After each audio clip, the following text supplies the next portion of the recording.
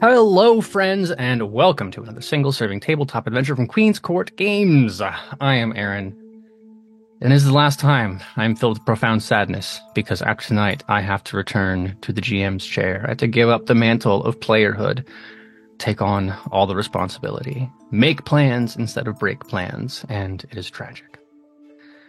That said, this is our last evening inside the Frozen North as we are on a quest to solve some mythical mysteries in the scenario This Too Is a Gift, an original scenario for Vezin written by our very special guest GM, who you have met. If you are just now watching this episode and you're like, I don't know who any of these people are, you need to stop and you need to go to YouTube and you need to watch the first episodes because, spoilers, right? There's a really good story going on here and I don't want you to have the ending ruined for you.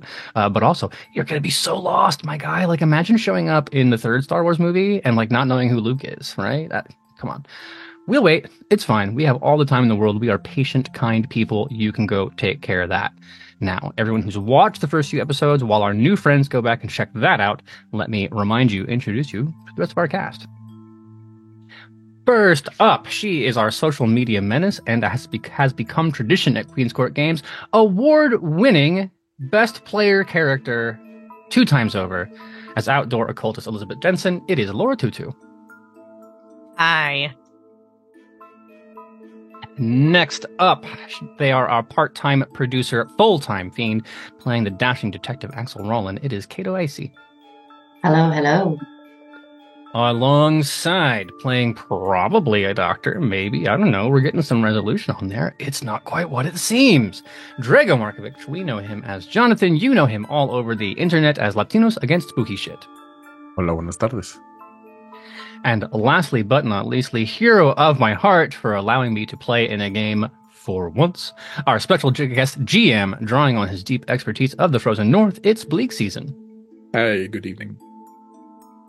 You can find links to their assorted social media accounts by sending !cast to chat, or use !scenario if you're interested in exploring Vezin for yourself. Also, tonight's story may include topics that certain viewers find uncomfortable or objectionable, including insects, occultism, self-harm, and violence. And you can use !safety to see the complete list in chat. The cast and I have discussed our lines and veils in advance via session 0 and have agreed to a code of conduct to ensure a safe and respectful environment, but we want everyone at home to stay safe as well. Now, I assume, given the speed-up feature on YouTube, our newest viewers are currently back. Everything good? Type you can chat? Let me know. Awesome. In that case, it is my forever GM honor to hand the reins back to Bleak Season. Bleak Season, will you tell us a story?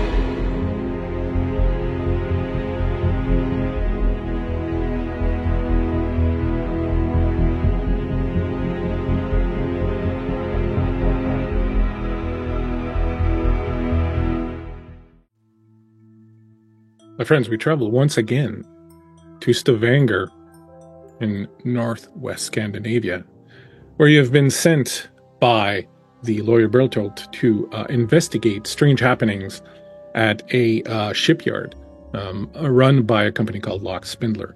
You traveled by train, having a few misadventures along the way, but finally arrived at Stavanger at the aforementioned dock, where you discovered that the place had been abandoned. Apparently some form of giant lindworm monster had been found somewhere in a cave nearby and had been brought here in the hopes of, as people believe, ingesting its flesh to earn various sorts of treasures. only to discover that the creature had been playing possum and quickly began killing people and infecting them with strange disease. In time, the entire place had to be shut down, and the Lindworm itself was left for dead, covered in silver shavings in one of the docking bays.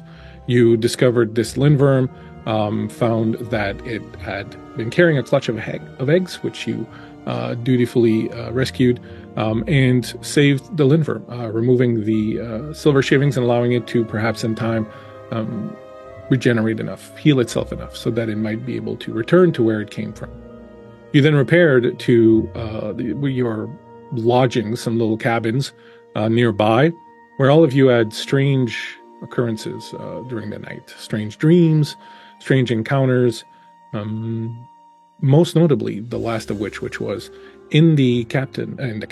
It was in the captain, yes. The strangest encounter of all is in the captain. No, it was in the cabin of the colonel, where the doctor and the colonel had a bit of a conflict, discussing the fact that it seems the colonel, not only being the new friend, owner of a spiritus, an insect sent straight from hell to grant the colonel his most fervent wishes, but that he also had a bit of a dark secret which the doctor uncovered in their discussion, revealing that inside the doctor, was no longer Dr. Markovich, but in fact, that soul, the soul of Captain Berglund, the former aide-de-camp to the colonel. The two of them came to, well, not blows, but certainly a bit of verbal repartee. The doctor decided to go and open the window, where he was hearing sound of a ring knocking on the window, a sound that had been pursuing him ever since you had left Uppsala. But before we discover exactly what that sound was all about, we are the sum total of our memories. We are what we have done, the decisions we have made, the roads we have taken. But we are also the things we have not done, decisions not made, roads avoided. Memory binds all of these together like barbed wire around flesh. The things we forget fall away from us like missing siblings, former selves, friends we have betrayed, and lovers who have left their marks on us, then walked away. A chilled wind blows and branches shed leaves. So too do we shed skins, leaving behind old scars and wounds, summoning a fresh canvas for new ones. We do this by forgetting, either by choice or through the eroding power of time. Pain and shame pruned away with the dagger of forgetfulness. Except when it isn't. When we can't forget. When the shame burns our faces years down the line, when a scent brings back a memory fully formed from the murky depths where we had banished it. When outrage or anger burns always deep in the pit of our stomach. Then our new skin rips apart, and scars long buried erupt anew, blood welling up from wounds long thought closed, now laid bare for all to see. Betrayal stokes our fire. Unfinished business sharpens our ire. Old sins are justified, and the taste of old lovers turns to ash in our mouths. And the only question that remains is, which skin will you wear next? To forget is a gift, and to remember, that too is a gift. Doctor, the sound comes from the window, that same sound that's been pursuing you. Tung, tung, tung. Tung, tung, tung, metal on glass. The colonel has just admitted to you that he did what he did in that battle so long ago willingly. That he did it because he felt it was the only thing he could do. It was the lesser of all evils. He knew it was evil, but it was the lesser of all evils. You, of course, having kept his secret and having dealt with so much grief, you, Captain Berglund, that you took your own life over it. find it perhaps a little difficult to reason with, to understand, to accept. You walk to the window. You pull aside the curtains. Dr. Markovich, you see yourself in the window. You see yourself on the other side of the window, staring back at you. Colonel, the window in front of Dr. Markovich explodes as this strange creature with this elongated face with sharp claws, wearing this dark cloak, reaches through the window, reaches for the doctor, wraps its hands around the doctor's throat, pushing him back inside the room. Doctor, the claws of this creature digging into your throat, and as it looks at you, fire's burning in its eyes. It says, "I made a mistake. Give it back to me," as it digs into your skin. My friends, let us do initiative.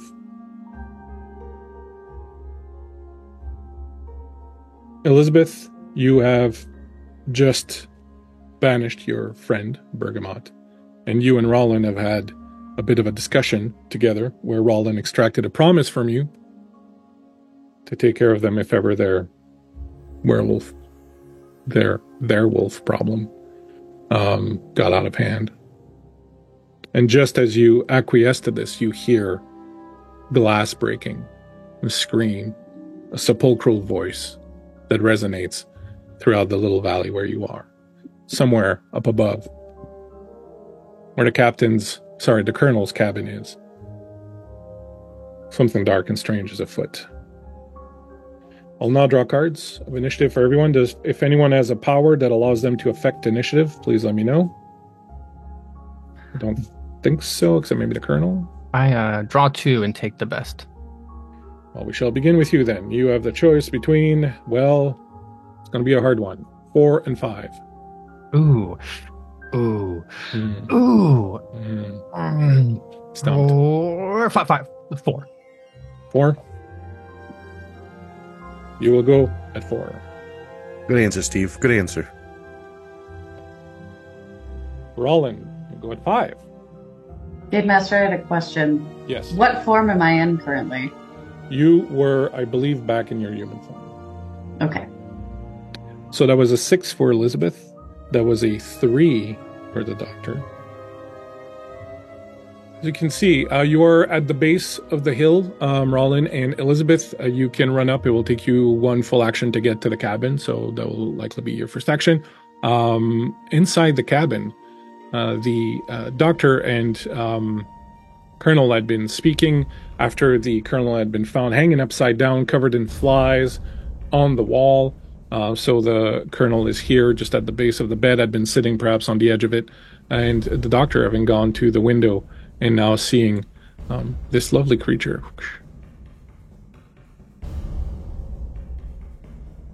with its sort of skeletal face, strange raggedy clothes wearing over it, shackles around its wrists, these strange bits of wood and metal hanging from its neck, little runes and things of that nature, and just pure hatred burning in its eyes. I feel like you left out a really important part there, which is the hideously long bone claws, which are currently buried in the doctor's neck, or about to be, unless the doctor finds a way out of this mess. I'm going to get a checkup.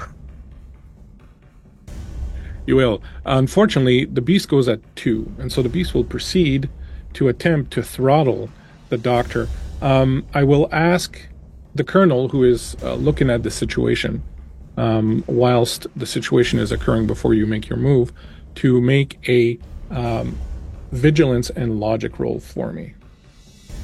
Meanwhile, doctor, you may, if you wish, trade your future action for an attempt to dodge this thing. Ooh. Yeah, absolutely. I'm not really built for combat, so Very well. So you will roll your physique and agility, and hopefully get more successes than the beast does. Just hoping. That is 2 6s on my roll. I'm gonna push. You can push. If you push, you will take a Condition. condition on your physical scale. I think I'm gonna take exhausted because your boy's not really designed for physical altercations. Hey, that's 2 6s on 3 dice. I will take that. Well, that's pretty good because I had 3. So you managed to take away 2 of his successes. You take 2 more physical wounds as this thing digs into your neck. So you take battered and wounded. You're not quite broken yet, but you are in very, very bad trouble as this thing has jumped you and clawed into your neck. You feel it just misses really kind of anchoring in you, and you pull away from it, and your skin rips apart under its claws.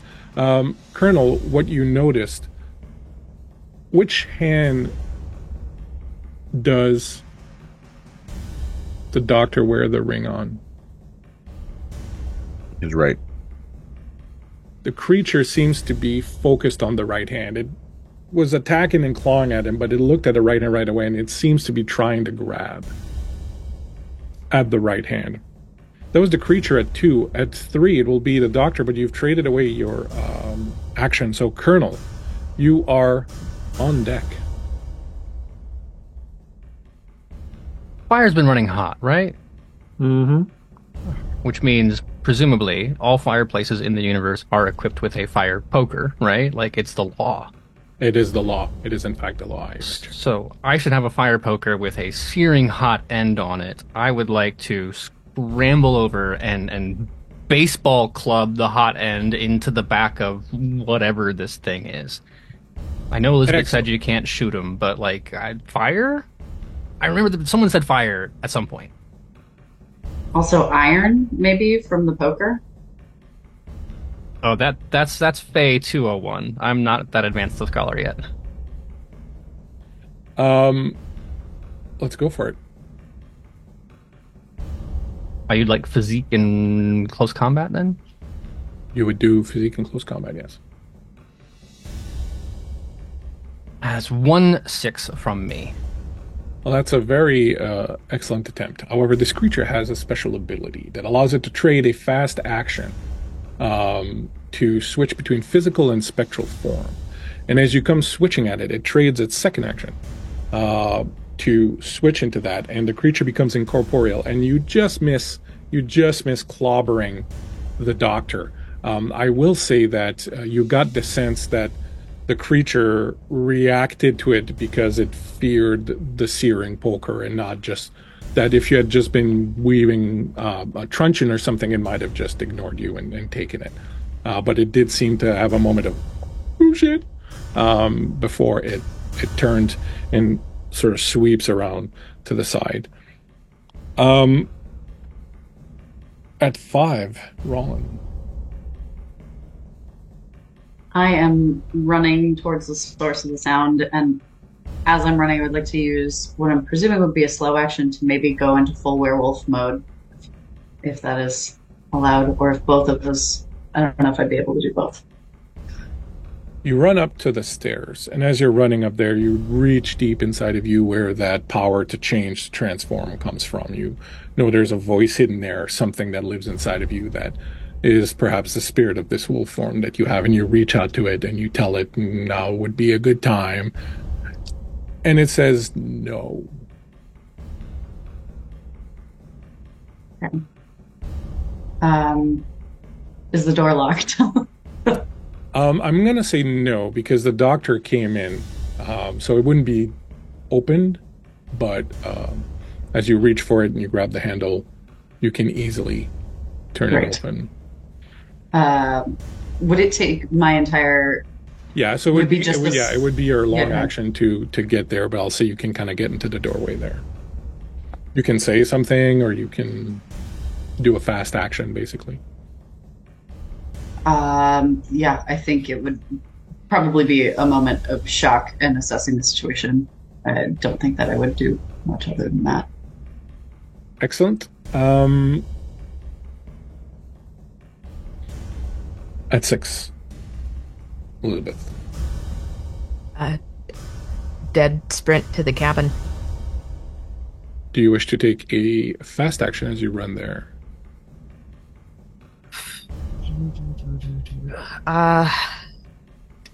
I'll make sure that I have the wand at the ready.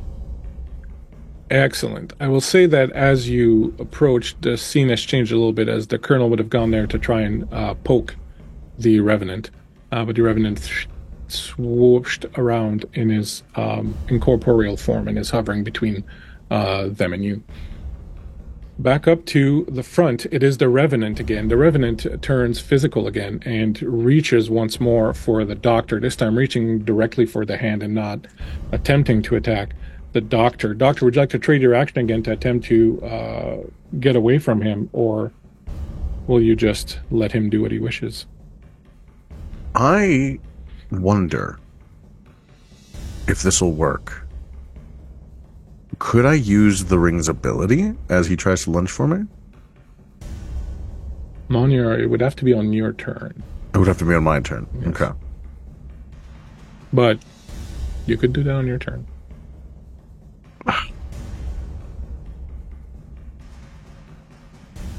Then yeah, I'm gonna just wait. I'm gonna try to keep my turn. Okay.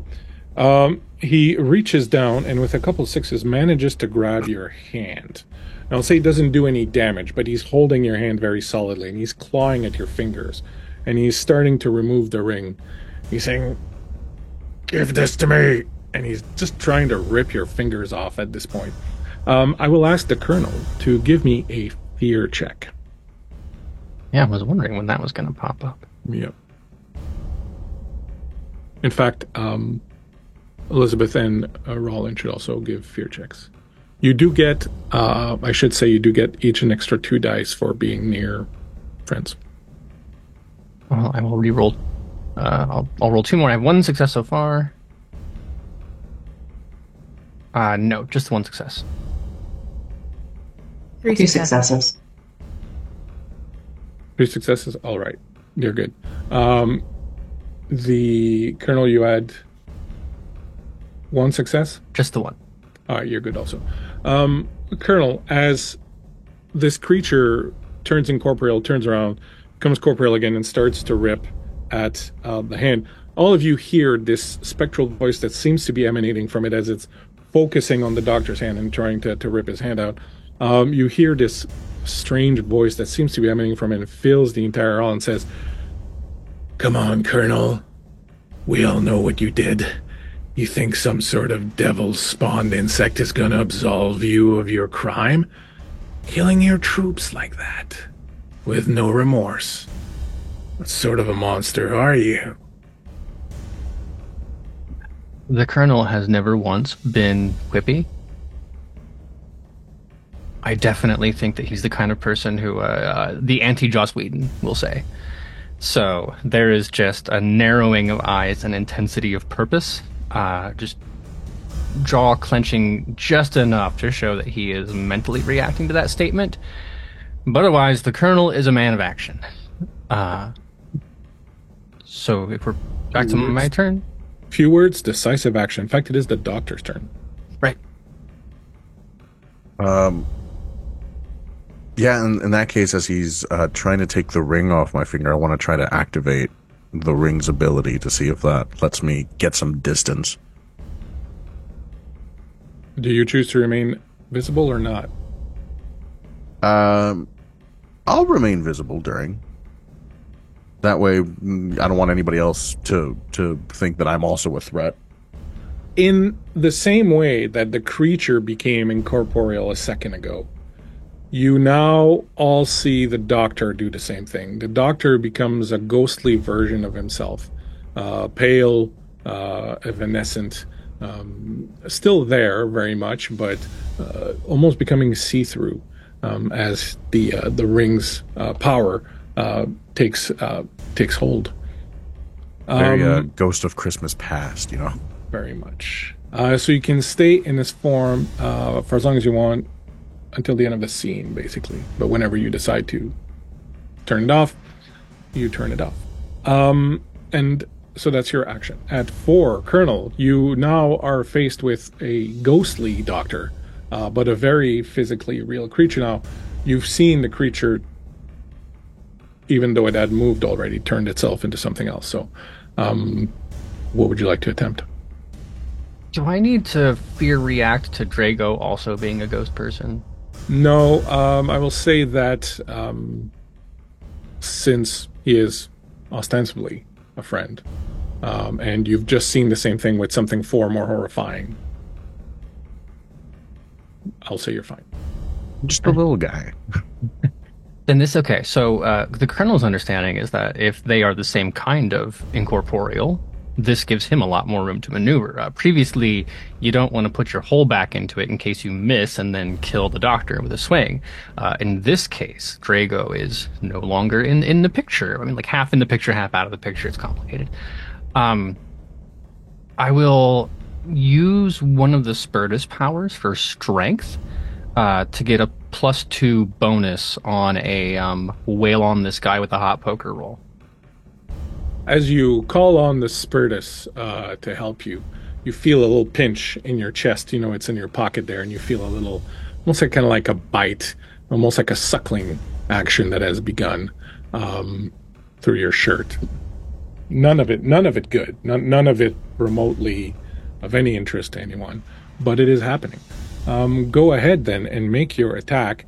It seems to be very distraught now that it was holding the doctor, and the doctor now is incorporeal. It has been done dirty as it has done dirty before, and, you know, these things don't fly. So it seems kind of distraught, and so may not think of doing the same thing again. So go ahead and make your move. Oh, getting to roll 8 dice, and no, there's the one. Okay, 2 successes. I feel like I can re-roll all the ones I missed, and I feel like there's a bit of a desperation, but also a how dare you, having been taunted. The jaw clench Drago would have seen in the past, because like there's the anger on the Colonel's face is never there. It's always just like right here where you can see just the corners of his cheeks puff out a little bit with tension, and that's how you know he's mad. So I will take angry as the condition to re-roll the 6 dice that did not have 6s. Roll away. That adds 2 more, so 4 6s. Very excellent. I'll also say that the poker gives you an extra success by its very nature. So that is 5 success. It is not happy with you. Me neither. Join the club. As you hit it with the poker embeds itself and kind of gets lodged in there, but the searing hot metal is right away starting to set this thing's cloak on fire. This thing's cloak looks old and dry and musty, and you can see fire already start spreading, and you can see some fear in this creature's eye as this fire starts to spread over it, and you can see that it's really damaging it. It's the bone itself is burning underneath. So that was a really good hit that you managed to do there. It howls in pain, and at 5, we have Rollin. You have entered the cabin, Rollin. You have reached out to whatever it is that lies inside of you, and it has come back with a negative. You can sense it there, just laying in wait, like a wolf just lying at the edge of the entrance to a cave, waiting on you. I have a moment of kind of like,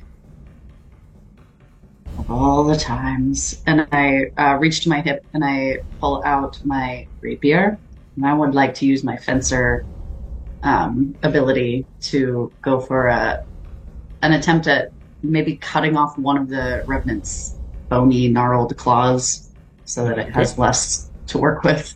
Absolutely. Make an attack. As you do, you hear inside of you, disappointing, giving up so easily, switching to the long claw made by man that is as effective as everything else made by that poor, weak creature.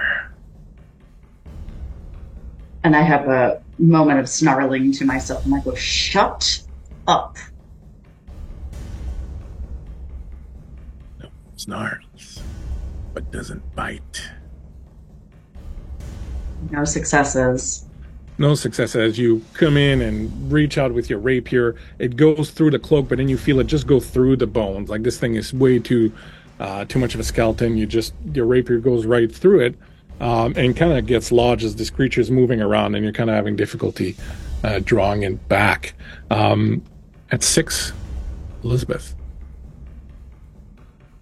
You disappoint, Wolf. Perhaps I should stop calling you Wolf. You disappoint human. Elizabeth.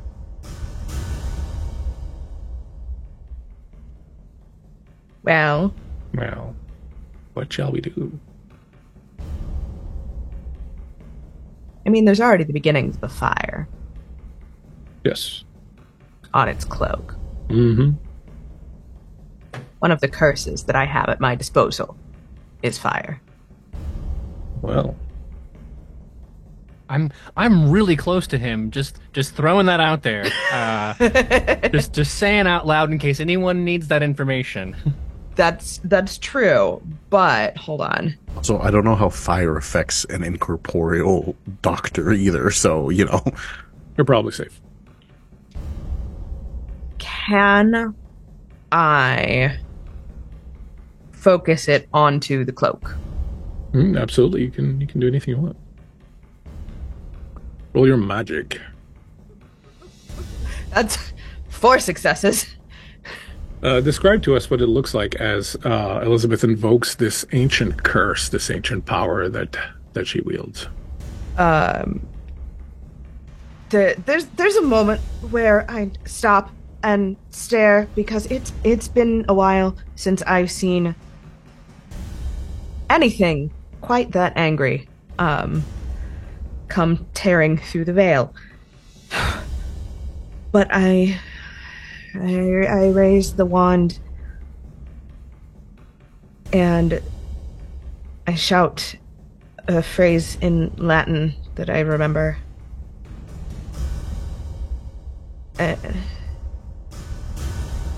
It feels different. Normally when the magic comes, I can feel it centered around the power that I have in the wand, and this is coming from me. And I think anyone watching would see the not quite human iridescence that highlights itself over my skin, and the way my ears seem to have a point to them. But the fire on the cloak flares and spreads. How many successes did you get? 4. The fire indeed does spread. A lot of you hear this incantation coming from Elizabeth, and suddenly what was a few little patches of fire here and there erupts into this giant gulf of flame that completely engulfs the creature. It screams this unholy scream of terror. It turns incorporeal again because it didn't do it earlier, so it can't do it. So it does it now, leaving behind just this puff of smoke and burning debris that are floating in the air.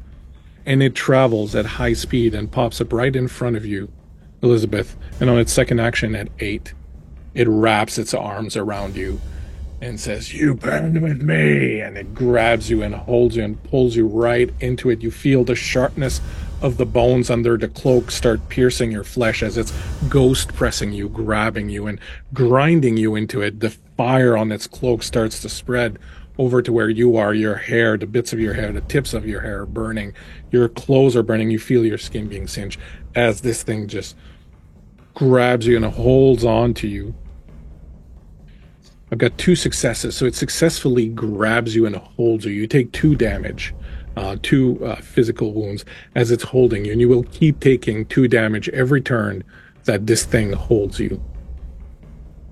as it is ghost pressing you. You can see pure hatred burning in its eyes. You can tell that it's weakened.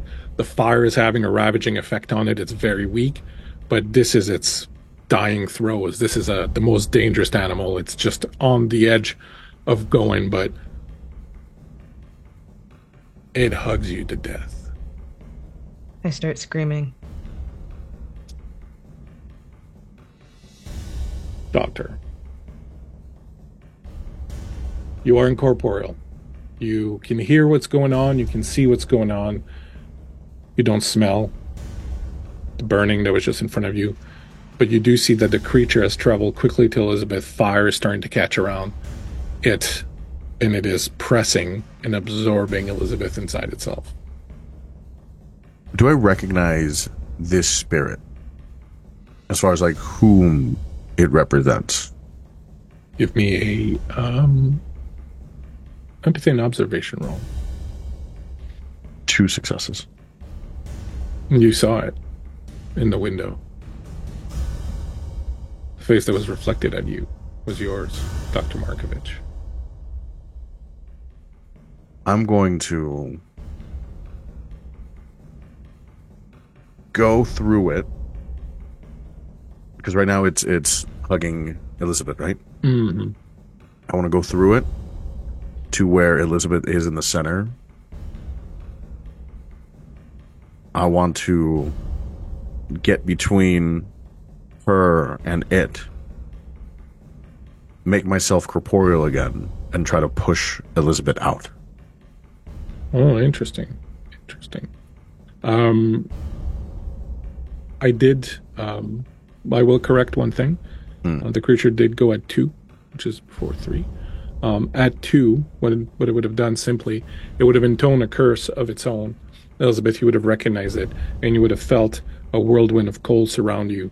And as this whirlwind of cold surrounded you, you've seen some of the fire on it start to be extinguished as it would continue to press you. And it says, as it's doing this, still somewhere off in the cabin, this voice echoing, do you hear the sound of the ice cracking, Colonel? The screams of the men you killed drowning out the call for retreat? As this echoes through the room. And then, Doctor, you move through and you will attempt to interpose yourself between the ghost. And this is what I will give you the option, Doctor. I will give you the option to succeed automatically, but what will happen is that you will be in the ghost press. Fully, yes. As suddenly, Elizabeth, you feel yourself being pushed back as this ghostly form of the Doctor slips in between you and the creature, starts to push towards the creature, and slowly takes on physical form. You're pushed back.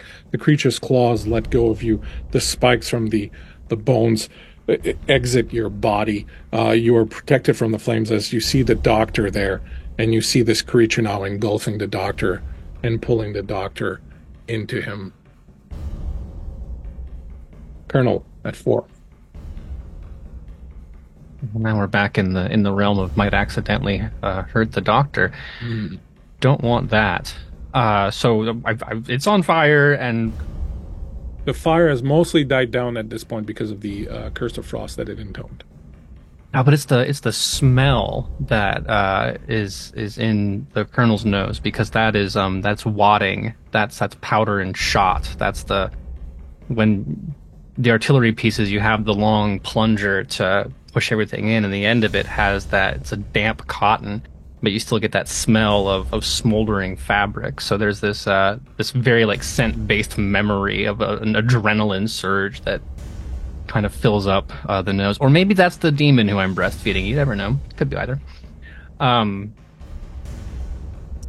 So with that strength and having done the swing and the plunge, at this point, from the side, I see the Colonel lifting up like a spear overhead and wanting to plunge down through the shoulder piece of it. Hopefully having done enough trigonometry to not accidentally pierce through and into the Doctor. But like, hey man, fog of war, we'll see what happens. Excellent. Make your roll, please. Also, with the spirits back to everybody, would they have seen me take Elizabeth's place? I would think as he approaches to strike the creature, he would see. You would see that you were there, my little bald and head. they would have seen you move towards it. Because you were incorporeal, but you chose to remain visible, right? Okay. So they've seen you move towards it. I'm also guessing that Elizabeth is making a very pointed noise as she is like ghost pushed back, right? Yeah, no, there's more shouting and like gasping for breath, trying to get bearings. So having used that, it's only one success. I know that the worm creature gives me an extra wound before being incapacitated, so I'm going to push again. I'm going to go for exhausted. Okay. Not the spry man I used to be. Wow. So re-rolled all 7, got no successes, so that is just 1. Your abject horror. The creature goes incorporeal.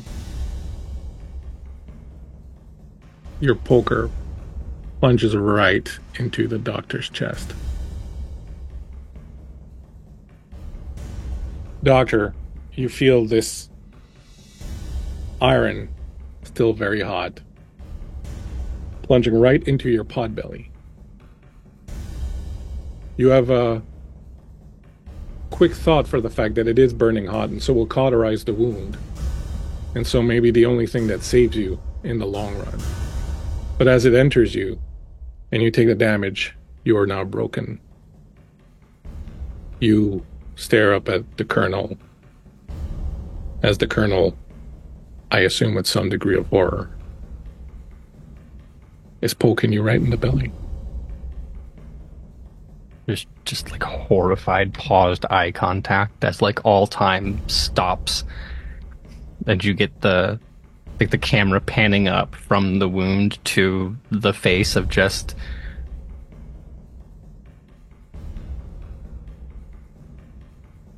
And then the soundtrack kicks back in. Rollin, it's your action. The creature is materialized behind the Colonel. Having just seen this woman who might be the only answer I have to get rid of this curse, engulfed in flames, and then seeing my colleague and friend attempt to save her, and my newfound colleague absolutely mistakenly impaling him, I feel this flood of panic and rage and anger, and I am shaking where I'm standing, stricken by shock. And then I hear the voice again, and I go, now's the time. And I try and flame on and go for this revenant in full werewolf form. You hear deep inside of you this lupine yawn. I'm not convinced yet. Tell me, Wolf, if Wolf you are, what will you give me for this gift? Will you give me control? And I bite down hard on my own cheek and taste blood in my mouth, and I go, I will give you everything. Very well. In the distance, everyone, you hear this extremely loud wolf howl that erupts. What does it look like as Rollin transforms? It starts at the spine, at the top of the spine, as he is unfurling out and growing impossibly tall. The juts of the vertebrae sticking out, ripping through his shirt. You see the snout elongating, the teeth sharpening. Long, dangerous-looking claws, sleek black fur coming off of my face with a huge white streak off of it, remaining with the one green, one white-colored eye. And I turn to the revenant with blood and saliva dripping out of my mouth and bare my teeth.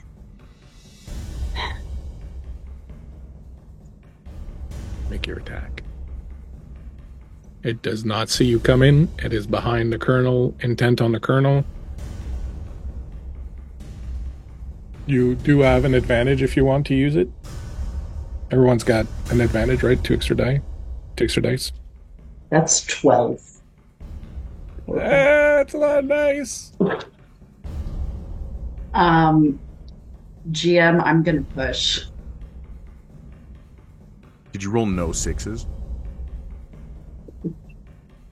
That's a mathematical impossibility almost. Correct. You are right. No, we have. Wow, Clara must have cursed us because I got no 6s on the second go round. No! I find that interesting. You are, as a werewolf, a very... let me look at your character sheet. I'll let you do something with Aldo. If I let you do something like that and you don't get any successes, I'm never talking to you ever again. Here's the thing. As a werewolf, you normally draw 2 initiative cards and act twice in the round. And so I'm willing to let you take your second action now. You did. Oh, boss. Okay. Let's go, let's go, let's go! I am taking the condition of angry because I am angry. I would say... Oh, jeez Louise. Devil's luck. Ah! There we go. Devil's luck. Devil's luck. Describe to us what it looks like as this giant white werewolf rears up behind this unsuspecting revenant who is about to do the colonel dirty, and you devastate it. Tell us what this looks like, Kato. I'm rising up behind it. I am easily taller than it. And I take one massive hand and I grip the top of its jaw and pull back as I reach down into its maw and just start cracking it from top of the jaw and bottom to the jaw, just pulling it apart as hard as I can, splitting it down the middle, letting whatever is inside this thing wash over me. As you pull it apart and you hear the bones start to snap, just going down the line, like this, you hear a final cry from it. No, I made a mistake. I must fix it. As these bones snap and you pull it apart, the rest of you are standing there looking at this werewolf with this 2 halves of this revenant in their hands. The bones fall apart, just fall to the ground. And you're all left staring at this very angry, very big, very scary werewolf. Elizabeth, that's 6. I have an important question. Yes. Did Rowland throw off his jacket? Nope. Fuck! Big oof, bud. It absolutely ripped through his whole very lovely little jacket. No. So, like, is he wearing like a little, like, a little half vest? Am I gonna have to? Yeah, he's got you know, Tatters of remnants of tatters. Yeah, he's hulking it out. Okay, all right. Oh, And you know he loves fashion. I'm more concerned about the thing that I'm gonna have to get out of his pocket. Oh, I've got a dying doctor and an angry werewolf. Mm-hmm. Choices. Shit. Colonel, can you stabilize him? Yes, yeah. Okay. There is a bit of the doctor that what he hears that he kind of does okay, they're going to stabilize me. Oh, no, Colonel Broome's lying. He's going to try, but he's not a doctor. He's not even a medic. He just needs Elizabeth to focus, so he's taking that off of her plate. What's Rowland doing? Is he just kind of standing there? Rowland looks like he's wondering who he's going to eat next. Got both hands up. I'm not looking him in the eye because I know enough that you don't look a predator directly in the eye because that's a threat. But I'm focused somewhere like on the jowly area. So I can be aware if it tenses and looks like it's gonna rip my face off. Great movie. Rowland.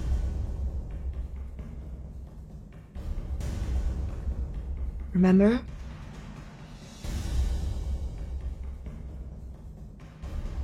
The lock of hair, dear. You told me that would help, and I need to get it. May I retrieve it from your pocket, please? Rowland stands there with 2 halves of a revenant remains in his claws, just breathing heavily, watching her. Oh, I'm gonna die.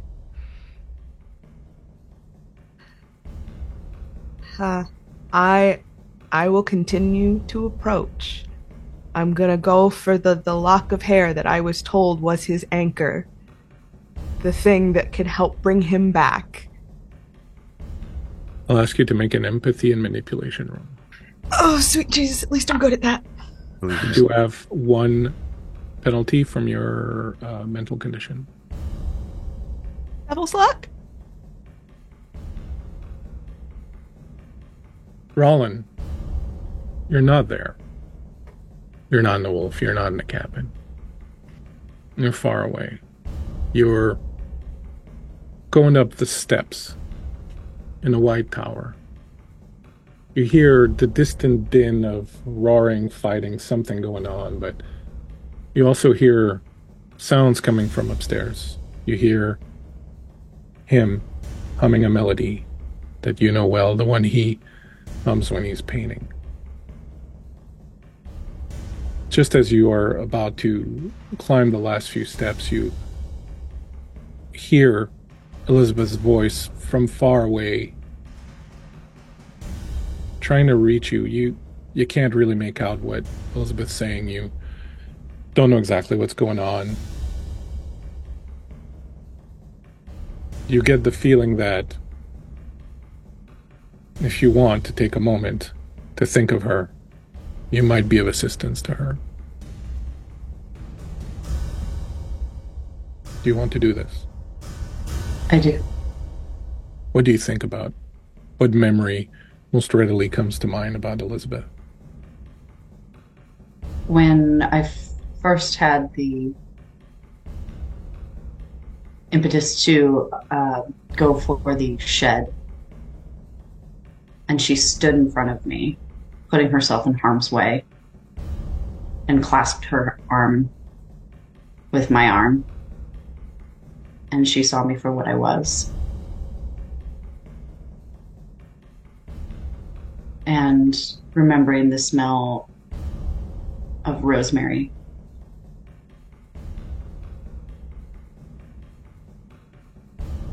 Elizabeth, as you approach the wolf, the first thing you notice, to your great horror, is that the 2 eyes are the same color as a burning amber.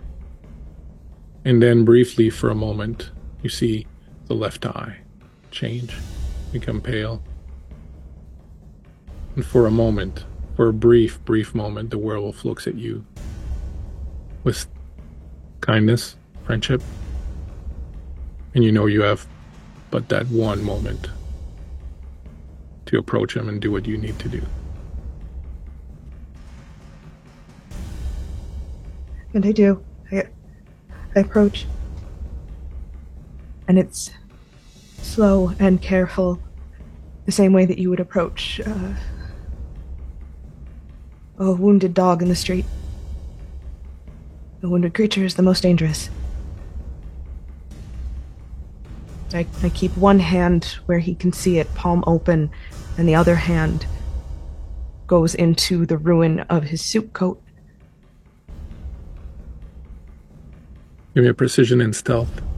Oh no.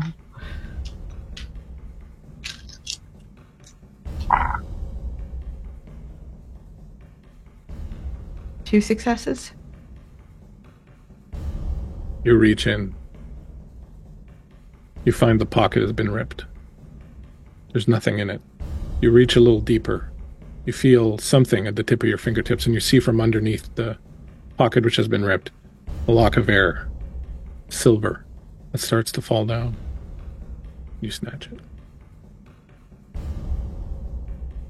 And I hold it up. Rollin,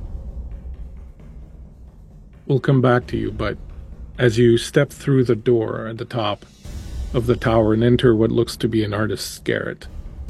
And you see Rasmus there, working away at a painting. For a brief moment, you get a brief flash of the smell of his hair. And something tells you that Elizabeth has heard you. From wherever Elizabeth is. And we'll get back to you in a moment to see what happens in this room. Elizabeth, you hold up this lock of hair. You feel the breath of the wolf on your hand as it approaches, as it's inhaling it. You feel its warm human breath just washing over your hand and washing over your face. You have never felt more like a meal in your entire life as you do in this moment. Then the warm breath is gone. When you open your eyes, you see no one standing in front of you. Behind you, the colonel, tending to the doctor. What do you do, Colonel? In panicked, sharp breathing, the colonel is simultaneously reciting things he has learned from memory, but also trying to make light of his situation. He remembers specifically the surgeon attached to their unit discussing what to do if somebody has a penetrating abdominal trauma, if you're fancy. Because the first impulse is to rip out the thing and to do pressure, and that's the exact wrong thing to do. If you're folks at home and someone has an evisceration, you don't push the organs back in, and you leave whatever has impaled in the impalement. If you take Also it out, call emergency services. well, I'm presuming they know how to do that, but you don't want to. So you don't want to push the organs back in because you'll damage them. You don't want to pull the impaling object out because it is probably stopping bleeding where it is right now. The most important thing to do, and what the colonel is doing, is to cover anything exposed with a wet cloth. Saline if you have it, but just to keep everything wet and tidy. So that is what he is doing. To the best, I don't know if they knew that in like 1800, but we don't want to give incorrect medical advice on Queen's Court games. They do. We are not medical professionals. Exactly. Do not listen to us. Go ahead and make a. You don't have medicine, but you can make a precision roll. 2 successes. Well, that's most excellent. That's most excellent. So, you get to. You cease to be broken. And you can even heal one more box. However, because you took the broken condition, we are going to have a little roll on the critical injury table. I don't like that. Yeah. You get a critical abdominal injury. However, it was cured within the... Roll a d6. 1. Oh, hey, you had 1 day to get cure of it, or you would have died. So... Oh. Yeah, very good. Very good. You now have a defect from now on, which is a stiff body, which will give you a -1 to close combat, but we'll deal with that later. Oh, dear. You seem to have done quite all right, Colonel, as a man perhaps more used to delivering death than delivering from death. You have managed to provide surcease to the doctor, and as you minister to him, you see him starting to come to. However, before you come to, Doctor, as this creature, as the poker went into your body and ruptured your stomach, and you fell back, you found yourselves lying atop a very cold metal table in a medical examiner's office. You're fully clothed. You don't appear to be wounded, but you are lying there. It's night. There's a little bit of moonlight coming in through one of the windows. You recognize the place. It's, well, the doctor's, medical examiner's office. You hear a distinct, but somewhat quiet coughing. I sit up if I can. You can. You're perfectly free to move. Yeah, I think I do. I think while laying there, I do a quick subtle check. I move my fingers on my hands Everything seems to be in perfect with my working. toes, and then slowly start getting up. Recognizing this place, I'm going to slowly start making my way to where I can hear the coughing from. Well, you don't have to go very far. As soon as you sit up on the slab right next to you is the naked, cold, dead, and very much medically examined body of Jacob Ask. Oh. And right now, am I seeing it through... You are the captain. Okay. In fact, if you catch a quick reflection of yourself, you will see the face of the captain. The cough comes again. It's coming from Jacob.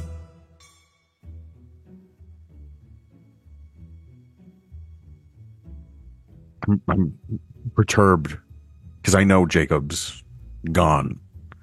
And so, and also I just got stabbed in the belly and we just fought a revenant. So I'm a little on edge. But I swing my legs over and I start the small gap between tables. I start crossing it. Jacob? His head turns towards you. Oh, hi. Chilly in here.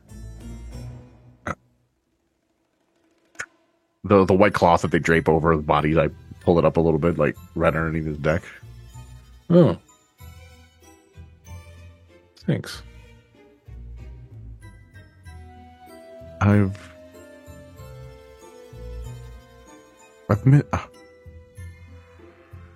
how are you? Dead? Yeah. No. Mm. That's yeah. Been, Suppose we both are now. I don't know. It's the first time usually I travel with you, see what you see, go where you go. There's somebody else here also before, but he's gone now. He kind of sits up a little bit, looks around. Some sort of quack. The pot-bellied man with the doctor. Yes. Oh, the one who took my ring, your ring. Our ring. As he kind of slides his hand into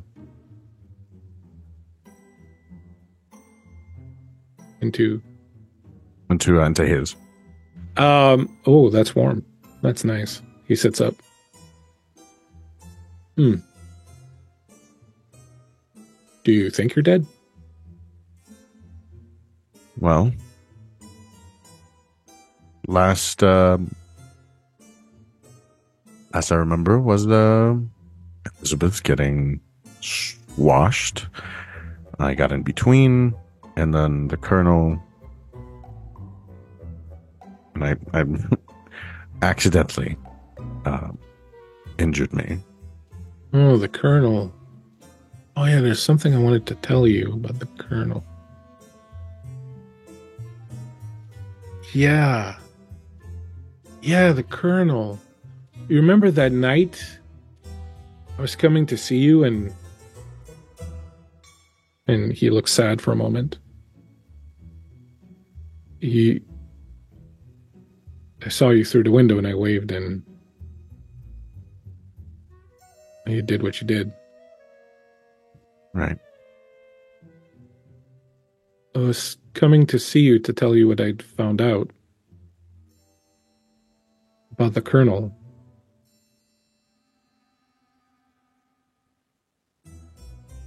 What did you find out? I thought we knew. We did.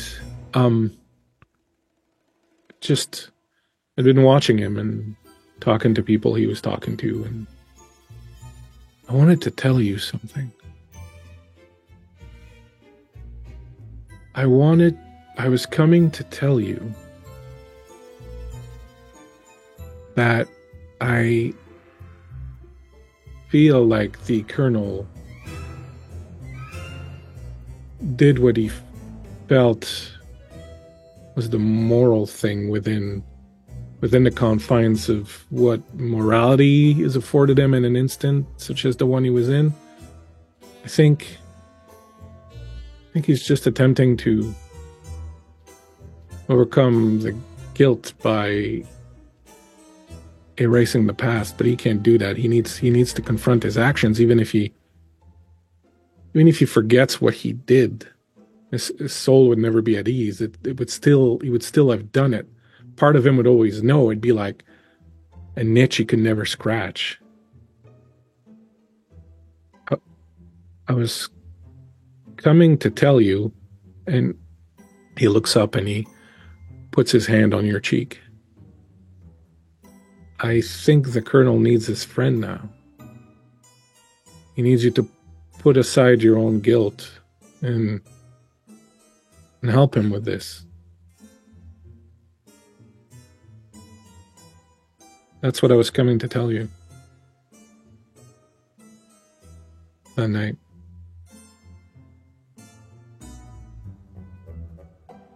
I hold his hand on my cheek and I give it a kiss. It's like, you know what's really funny about that? That there was a weird glimpse of that in a small scale the second that he accidentally stabbed me in the belly, when I realized that sometimes good actions lead to bad consequences. And I'd laugh, but I'm dead. Yeah, no, you always had a dead sense of humor. Also, you really got to work on being, well, not anymore, on time. 5 minutes earlier, and we could have really gotten around a lot of this. That thought hounded me. I've been dead for a while. You have to forgive me. No, it's fine. Lapse. No, words are hard. I get it. You were never good with words. I was good with other things. Stop.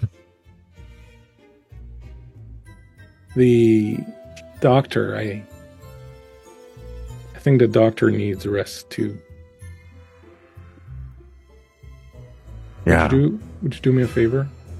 Anything. I think if you bring the ring back to me, wherever my body is now, I lost track of it. You know, I was never really good at keeping track of my things. I know. Hence the ring. If you could do that, I think it would let me rest, and I think it would let the doctor rest. I place my hand on the back of his neck and gently guide him back down to the table. You know, like, I know you're tired. I know you're so tired, and I'm sorry that I've dragged you halfway across this country. Never traveled much in life. At least I got to see a little bit more of it. Sorry I never got to take you anywhere. I know Rowland would have loved to have had us go out. He was always an interesting fellow. He is. I can see why the doctor liked him so much. But I did some research on him. He's a bit of a beast.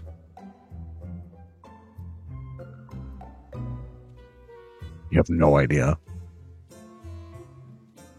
I think your friends are calling you.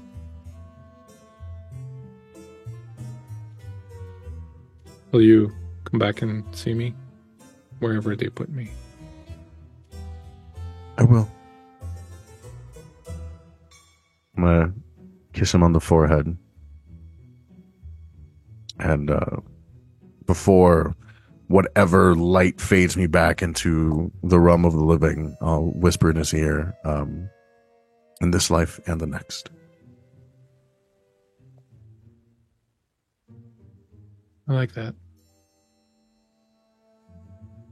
Searing pain in your stomach. The Colonel just looming over you. Doing some things right, some things wrong, but giving it an honest attempt.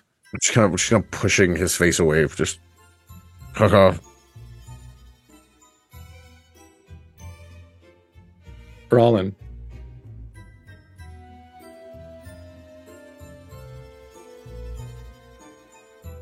You enter the room, you get the last little whiff of the hair. You know that wherever Elizabeth is, she's probably okay. You find Erasmus there, painting a scene from memory, something you saw on your travels last summer. You come in, he looks at you and goes, "Hello, little wolf. You've been displaced, I see." I think I have. Well, this is a good place to come. It's a safe place. You can come here when he takes over. You can make a home for yourself here. Look around the room. Like that. You can even be with me here if you want, but I'm not here. This is a memory. You're painting from memory. Where are you? Waiting for you. Come, sit with me for a moment.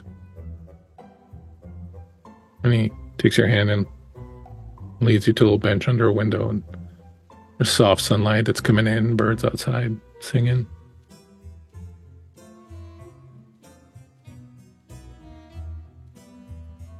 You'll have to make a choice soon. When he takes over, you can come here. You can choose to fight it. It will be difficult, but if you win, if you tame it, it'll control it. Except during the full moon, of course. When lunacy grips you, it's at its strongest then, and even I cannot control it, as you well know.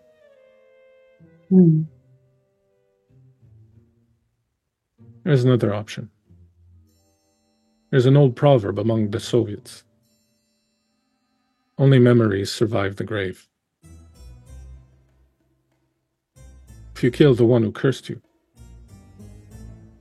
you may yourself become free of the curse.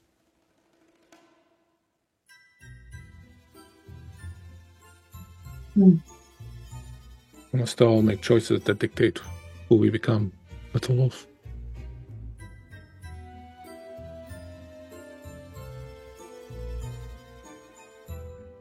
I slide down onto the floor next to him and just lay my head in his lap. He runs his fingers through your hair. You're quite shaggy in here. Haven't been paying much attention. So many things happening. Yeah. So many things. Sit with me a while then. Until your friends find you. We may not get to sit quietly again.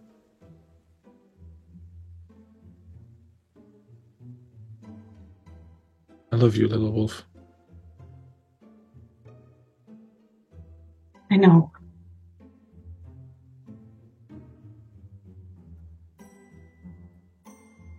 Now, tell me of something beautiful you saw so I can paint it for you. In the woods. Outside. This cluster of impossibly small pine trees. No more than 6 inches tall. I've never seen something so beautiful in my life.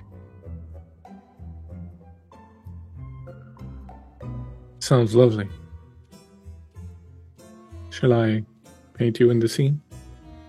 No. Just the little pines. Please. With pleasure. And before we continue, my friends, I would suggest that this is perhaps a good moment to take a break. I will pass it on over to the Master of Ceremonies, Aaron, to take us out of here. Thank you so much. You've all been so wonderful. We will come back and see what happens with Elizabeth and with the Colonel. Oh, boy. Well, yeah, no, I'm going to spend the next 20 or so minutes processing my feelings. For those of you at home, process some feelings if you'd like, but definitely not optional. Go up, grab a snack, grab a drink. Come on back. 10 minutes. We'll be here. See you then. Welcome back, friends. We've all taken a big old emotional poop together. There's a little bit of crying, a lot of sighing, a lot of smiling. I hope you all feel better too. You did hydrate, right? Because if not, I'm gonna sick Rollin on you. Don't doubt me. Arlen. Rarlin. I was going to say it.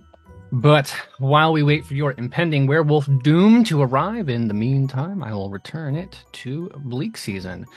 We've got a hell of a story to end. That's right. And just before we went on break, we saw Elizabeth bravely reaching out to Rollin to break the spell of the werewolf, so to speak, who was in control of the body. We saw Rollin have a bit of a discussion with his husband and realizing that there are some hard choices ahead. We saw a good doctor, the captain, also get a chance to say goodbye to his lover, Jacob Ask, and to perhaps get a new point of view on his discussion with the Colonel. And we saw the Colonel do something that perhaps he has not done that much in his life, and that is to save a life rather than take a life. And he did so brilliantly. When we return, you have managed to sort of stabilize the captain, Colonel, or the doctor at this point. Who knows? But he is still in pretty bad shape, still wounded. Elizabeth, you have realized that the wolf has left. The Colonel will tell you how the wolf just literally leapt over him and the doctor on his way, making an exit stage left. What would the three of you like to do?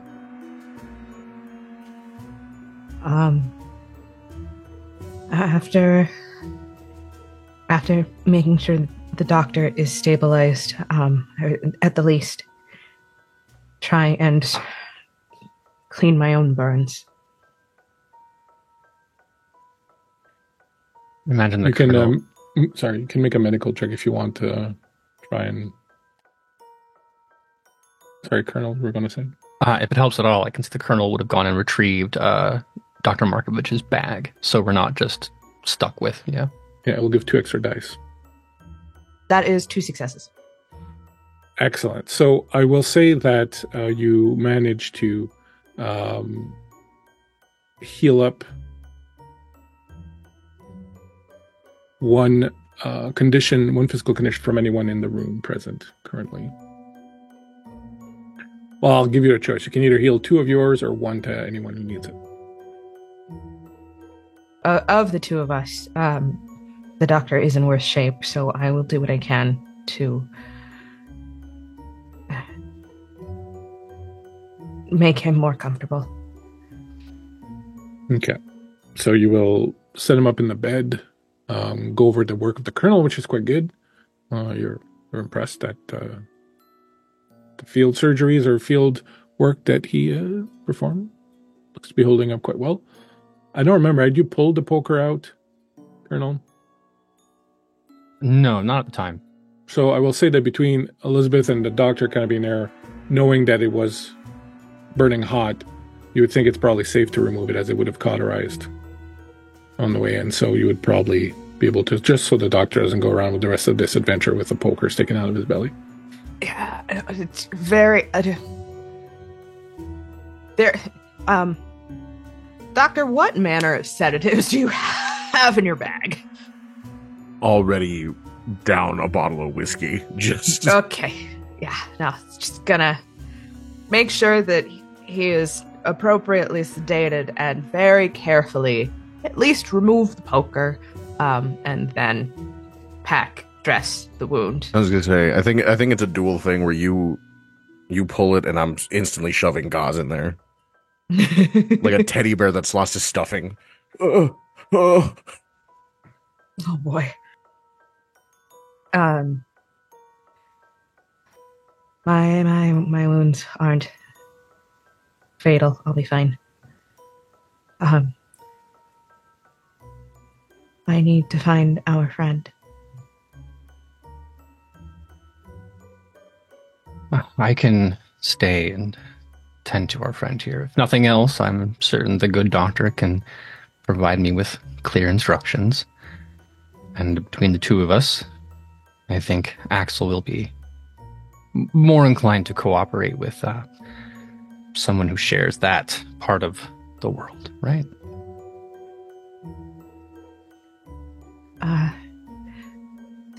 If for some reason I don't return, well,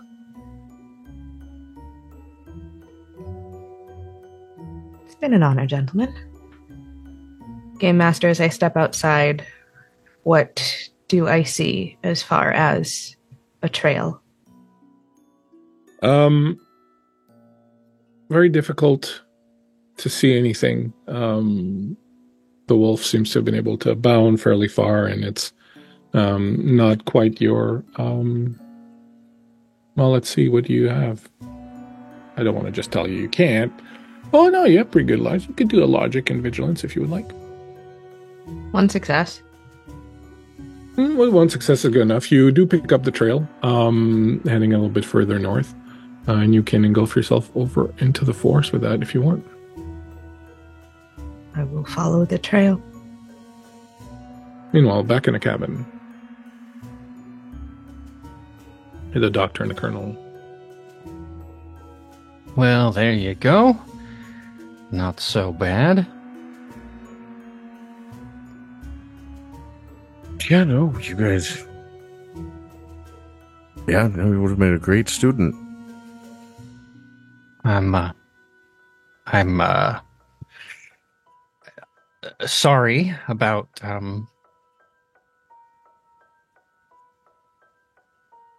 that. Accidents happen, Colonel. I think between bleary eyes of like just being battered and wounded and having been stabbed, cut, gashed, thrown, squeezed, and all manner of other physical wounds, kind of doesn't really look at you. Not for any purpose other than just tired. His eyes are just heavy in the moment. But he kind of puts a hand out, not needing to touch you, but just you know, almost as to wanting to reassure you in some way, shape, or form. But it's like, Colonel, I get it. I understand. Listen, sometimes when doing the right thing and ends up being the hard thing, the wrong thing, but you know, we live with it and we learn from it and we grow from it, right? Well, that would be nice. Live with it, I think, is the harder part. It's hard, but you know, I think sometimes you have to live with it.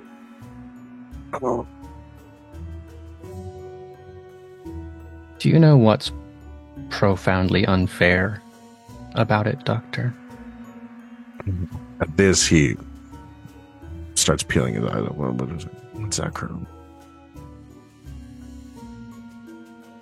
Have you read any philosophy in your medical education? Are you familiar with the Hobbes, Thomas Hobbes, Leviathan?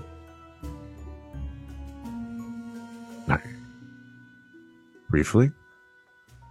They make us study it at the academy because one of the most important ideas is the thing that makes a state is its monopoly on the legitimate use of violence. That kings and governments and dukes and barons, they are the ones who are allowed to hurt people.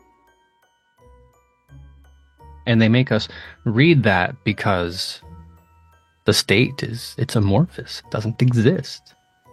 A country in the abstract cannot do violence. For that, it requires young men and old men to do it on their behalf.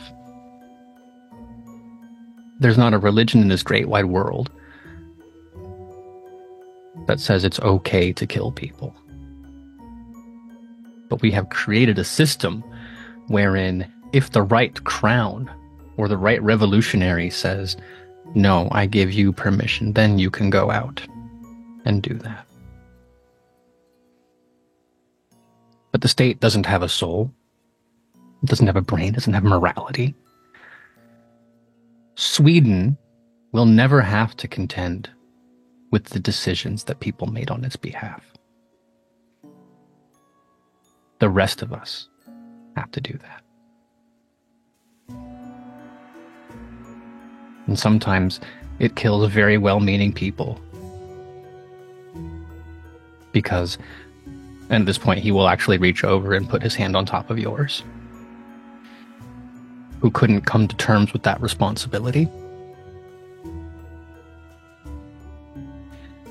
And some people, death is less literal. Just takes away the thing inside of them that makes them themselves.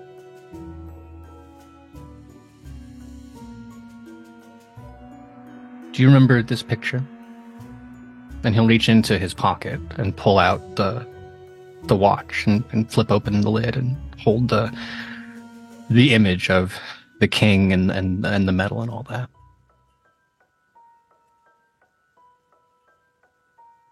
Do. You know what I was thinking the whole time we were standing there?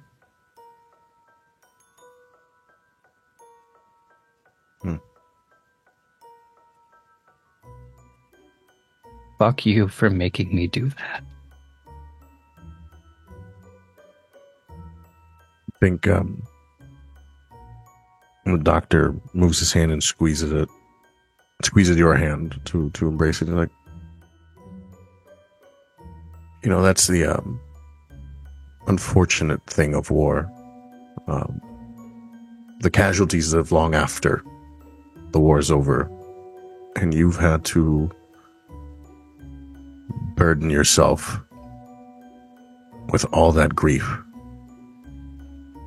Colonel. And if I may speak so bluntly to you right now, not as your captain, but as your friend,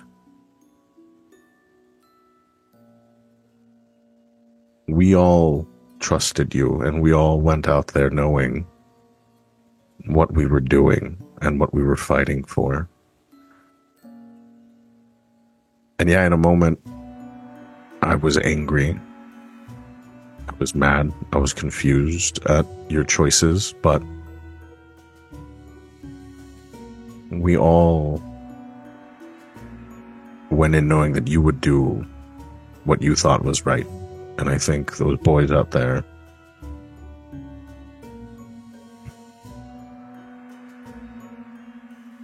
I think they'd understand. And I think all we can do now, deep breath, is just try to live and try to make the world a little better for the sacrifice that they were willing to make.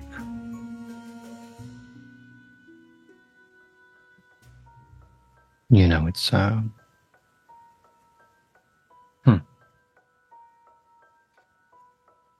And you can see the colonel looking down towards the part of his chest where, this is a clarification for me. When you said there was a pinching pain, I interpreted it as the creature had actually, like, latched on. So there's like a leech-like thing. Yeah, in fact, by now it's kind of halfway burrowed into your flesh. So he kind of peels open and looks down to regard it. I was told that you wouldn't understand, and you wouldn't know.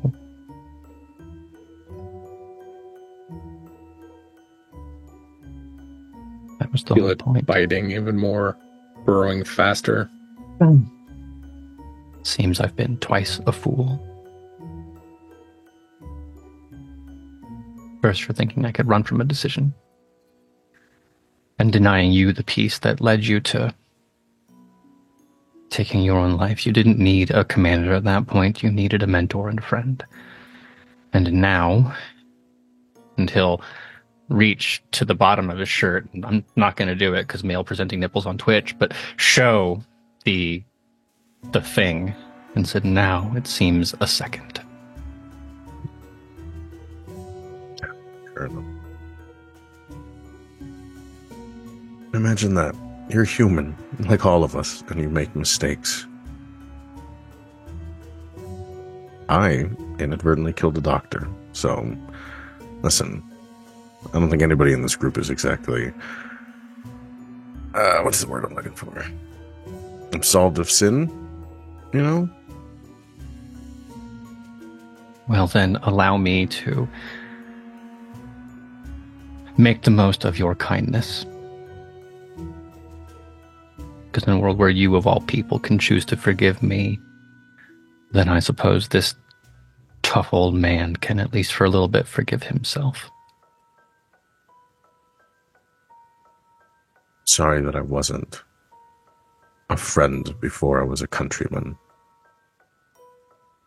Not your fault. And he'll knock his ring against the table.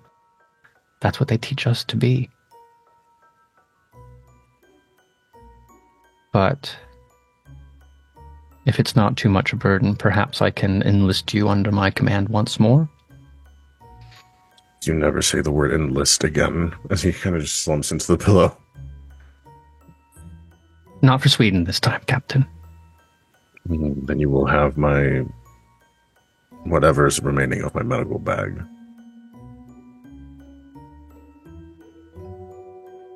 I don't know that the science of men is what's going to solve this problem. Hopefully, Elizabeth will return in one piece with Rollin in tow, and then we'll talk about what to do. Well, actually, imagine Elizabeth would have left the bag somewhere in my vicinity in case I needed gauze or anything. I reach in, pull out that journal that I received, and I flip through a couple pages, and I present it over to you. I'm like, well, although man of science, as much as I can be, I think between Elizabeth and I, we should be able to do something about your little, what should we call him? Son? Of all the words you could have picked, and he will hide his face essentially behind the journal, flipping through it. I'm assuming it makes zero sense to the Colonel, but the two of us can figure it out together. Meanwhile, out in the forest, Elizabeth, you follow the tracks of the werewolf. Eventually, they get smaller and smaller and become more human-sized. At that point, the tracks become more erratic, going left, right, stumbling around, breaking branches. You are approaching a bit of a clearing when you hear from nearby, "Be careful, Elizabeth. He is very dangerous."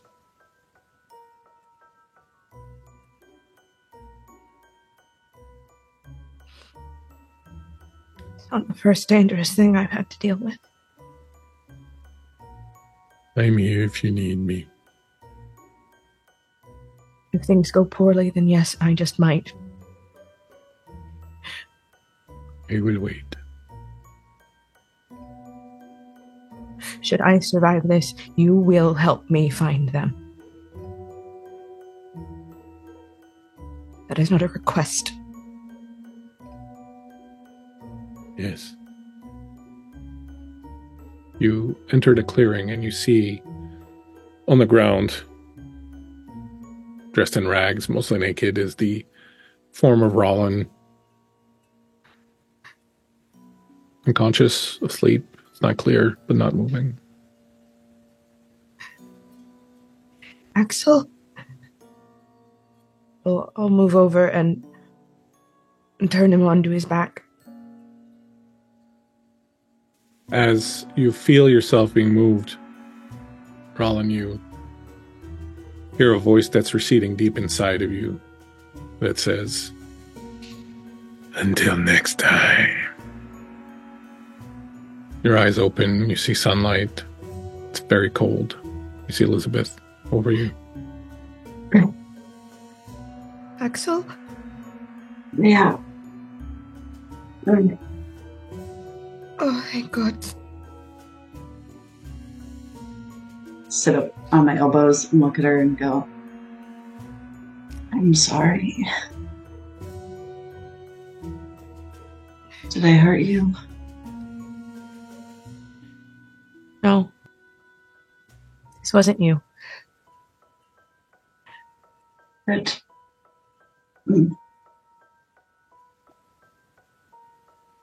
Are you injured? I think so. I take a look. Am I injured in any capacity other than bare feet in the woods? Your heart is a little bruised and tender. It's to be expected. No, I'm alright. Sore. Hungry.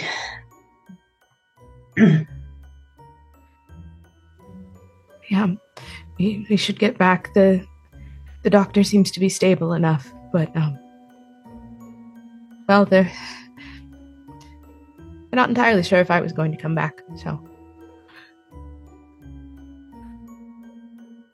yeah, don't worry, you'll make it back. I think I will too. And I go and stand up. Hurts everywhere, but nothing broken. I'll tuck myself like against your side and put your arm over my shoulders. Thank you. The doctor's okay. He will be. Never seen someone take an iron to the poker, or a poker to the chest, but And the colonel. I'm not sure. Mm. I don't know exactly what was happening, but and as we're talking, I'm guiding him back towards the cabin. Limping along. As you are about to exit the glade, you see Bergamot step up. He says, "Elizabeth, I wanted to tell you things always return. The worm that your friend brought back. The worm that birthed it can destroy it. Things always go back. And so if you ever want to go back, I will take you."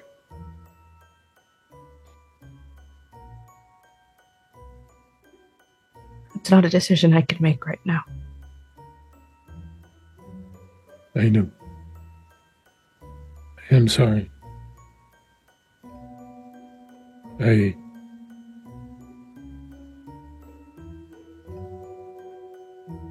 turns away and he walks off, and the branches barely move as he just seems to vanish into the forest.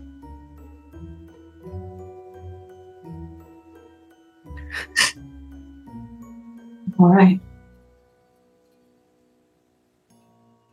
Well, we have a man full of ghosts, a werewolf, and a changeling.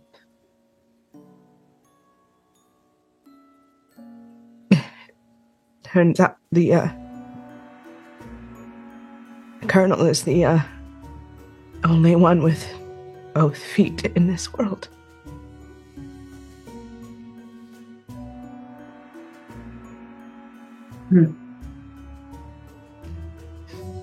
What a motley crew are we?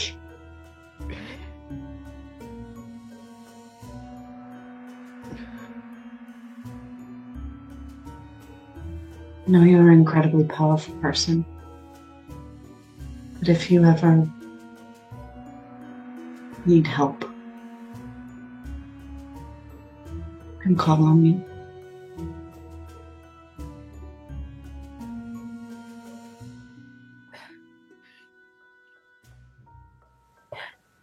It's much appreciated, Rollin.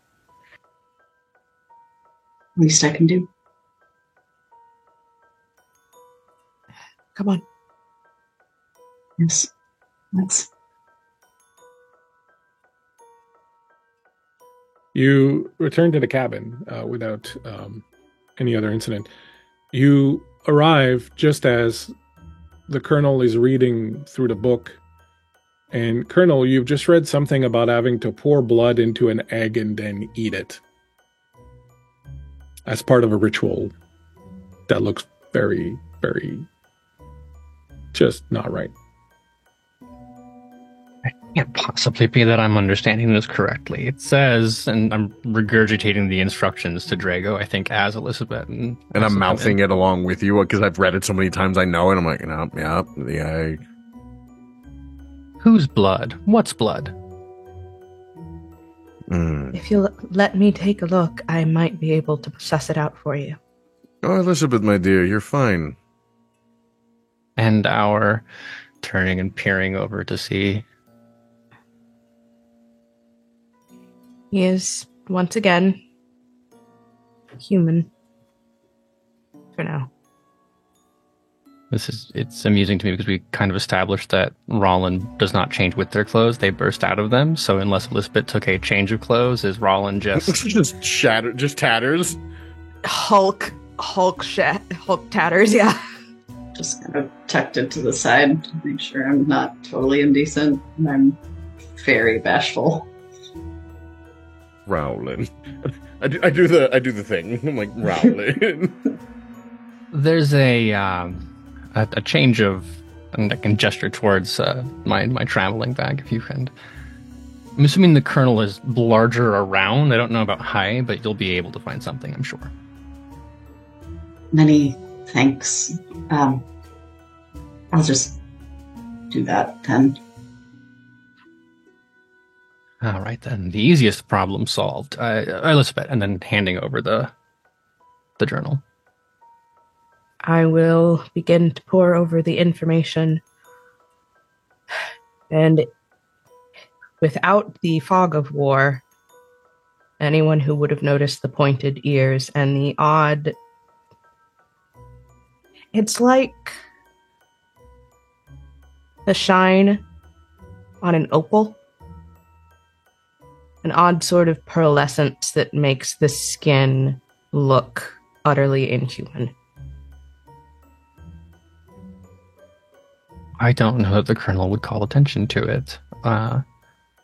If for no other reason than he's very new to this part of things, it might be rude to point out that someone has an unchangeling. He doesn't know. He does know that Elizabeth can light people on fire, so it doesn't seem like a good place to experiment. Yeah, the name of the game is Tact. The name of the game is Tact. Game Master, what am I reading? You are reading a very ancient book of lore. It's very difficult to ascertain whether the lore in it is real or not. You do know that a lot of the gifts that you got from the satyr who gave them to you on the train were magical in nature and had some form of power. The particular one that you are reading seems to be about the banishing of ghosts, things of that nature.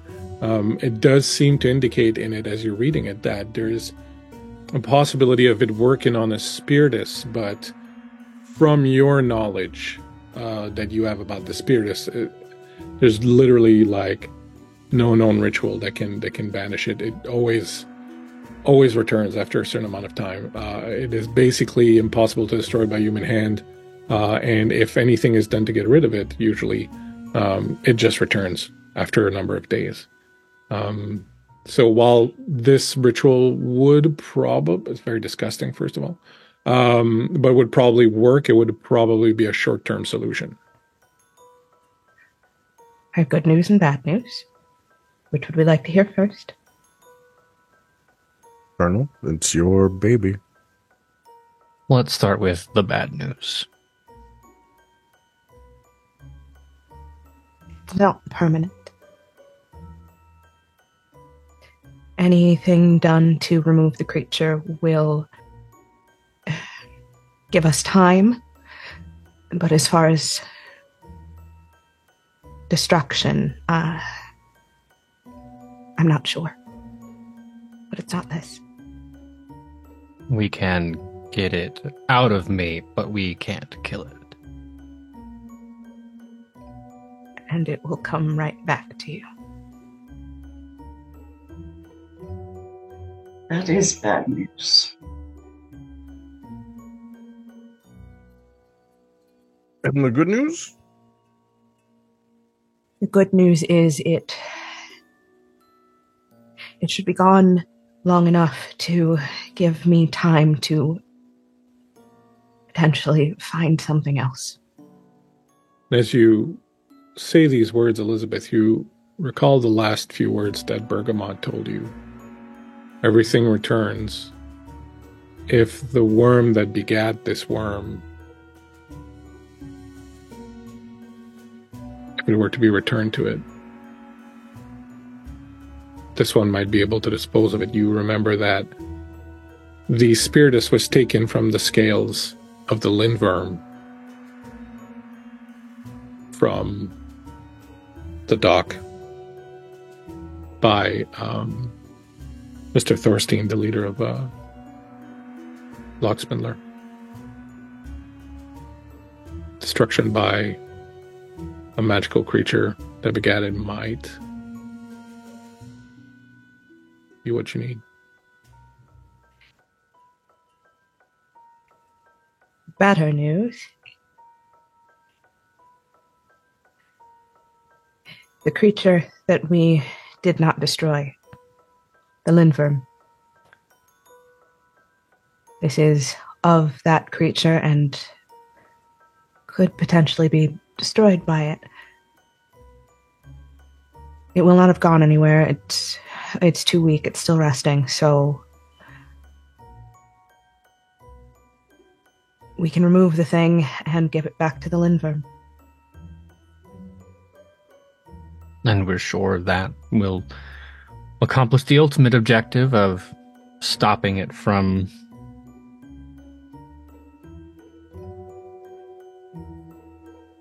Don't be shy, Colonel. Show them. he pokes at you. I don't know that is proper. It's starting to burrow in deep. Now you just see like half of it, the tail end. It's got little legs that's just trying to push itself in, and it's kind of just there's like pus and I blood hate you more. And it's gurgling like it's so happy, like it's just at a buffet. Oh God, can we hear it making noises? Yeah, can we see and hear this thing while it's doing this? I'm not going to take the shirt off because I it's was disgusting, so wrong. But... Yeah, no, it wasn't doing that earlier. It wasn't doing that when you showed me. Oh no, that means that means you can see like underneath the shirt, the little feet are like. Oh God, just these cute little legs just kicking away. Ugh. It's fine if it doesn't work. Time being of the essence, a delaying action is a perfectly valid tactical maneuver. I am about as certain as I can be. Can we do one and then the other? Try the lindworm, and if that doesn't work, we can try the ritual?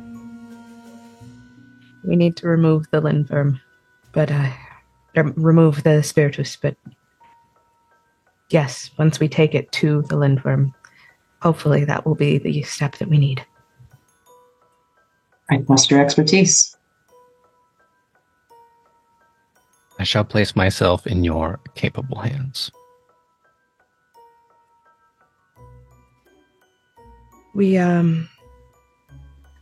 Doctor, do you feel well enough to move?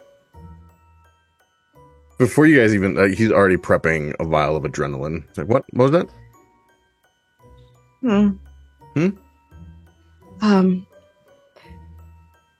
20 minutes, and we need to return to the creature. Very well. Sounds good to me. Doctor, do you think you can stand? Yeah, I'm gonna help him up. Yeah, I'm gonna. As morbid as it is, he's gonna use the poker as like a makeshift cane. Oh dear. Brilliant. What does not kill you? Hey.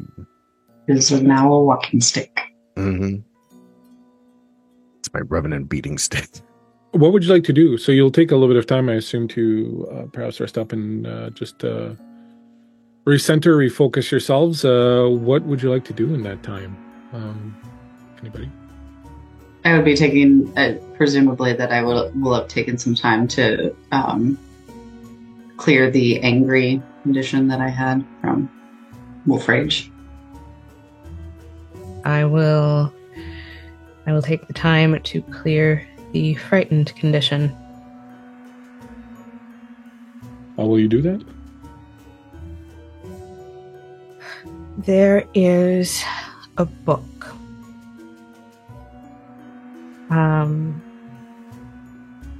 About the size of 2 palms. Worn stamped leather with a brass clip on it. And I would like to use that in conjunction with the information from the doctor's journal, comparing this new knowledge with the knowledge that I have in this book. And on the inside cover of that book are names. My name. And then Marta Jensen. And then Elena Jensen. And Marguerite Jensen. All of the women in my family who have passed this knowledge and this power down to me. Although I suppose the power is just my own at this point. But the knowledge is something that they've given me.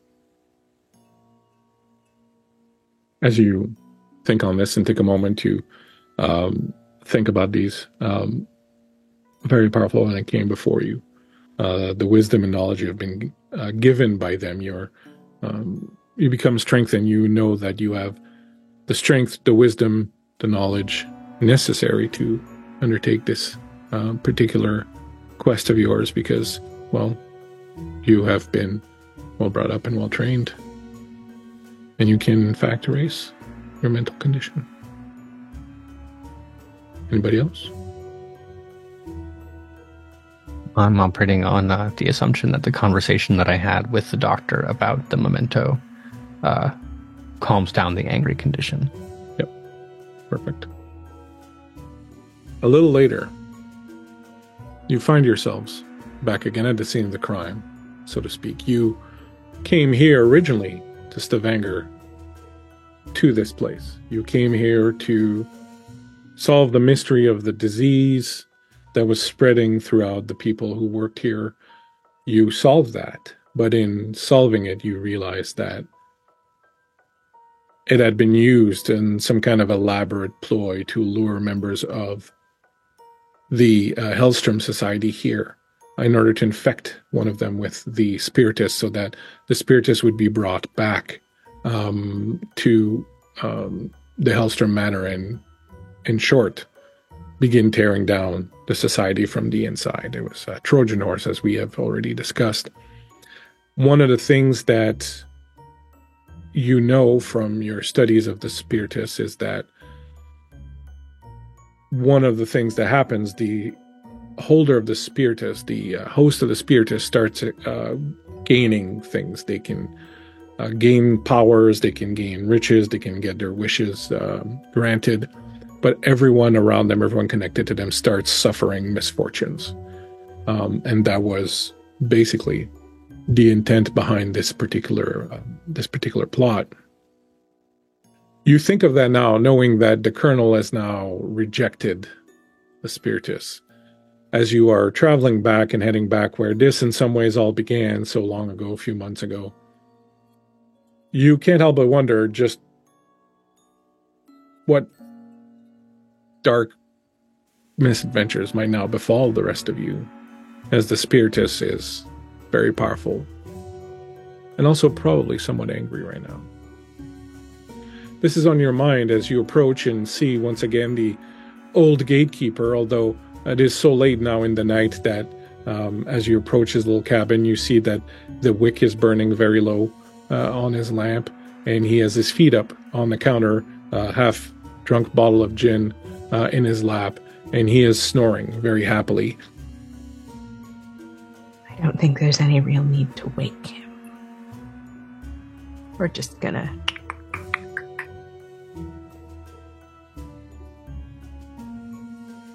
Move past. Sneak on past. Yeah. He's just a sleepy guy, you know? He's half drunk. He'll be fine. That's what I said. The dock is as sinister as the first time you were here. It's dark, it's quiet, especially this late at night. And you know what's happened here. You can almost hear and feel the ghosts of all those who died here gathering around, wondering what it is that you intend to do. As you head towards the boat building shed where you first encountered the Lindworm, where you showed mercy to this Lindworm, you had realized, of course, that it had only been trying to defend itself. It had only been trying to protect itself from the predation of this company. You approach the shed. You, I don't remember exactly how you got in the first time. Did you break the lock the first time? Rowland, didn't you Hulk out? I did, but I didn't open it properly. You picked the lock. Yeah, I did. Oh, I did, because I forgot I've got lock picking, because I'm good at that. You make short work of the lock. This time you remember it from last time. You might even have left it open. Who knows? You open the door. You once again see this creature, this long worm-like creature with two little T-Rex-like arms. It's got blue-green iridescent scales around it, and it kind of looks like a cross between what you might think is a dragon, a serpent, and a sea worm, or something like that. Like, it's this strange kind of amalgam of these different types of creatures. And as you left it, it is floating in between these two docks. There were ropes that were attached to it, which you severed when you tried to help it. You had removed the silver shavings, which were preventing it from regenerating. It is still floating there. What did you do with the eggs? You had not taken the eggs, right? You had left the eggs. That's right. We had left the eggs. All right.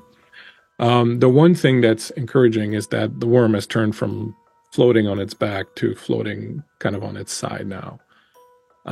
As you walk into this boat shed, it stirs a little, but it's still apparently quite weak. What would you like to do? Elizabeth, so does the Colonel just, does he have to bite it off? I think it's best if I ask permission. So, one moment, please. I'll approach the Lindworm.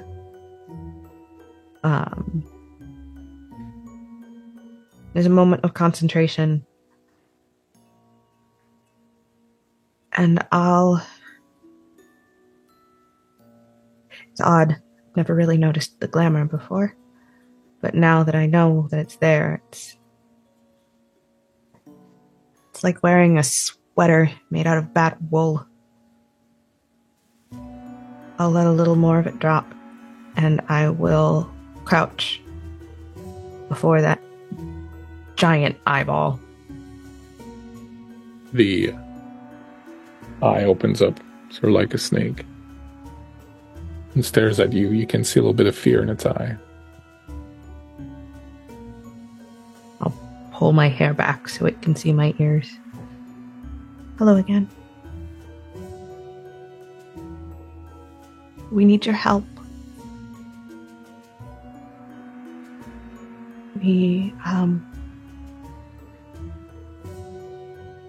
Something was taken from you. And we'd like to give it back.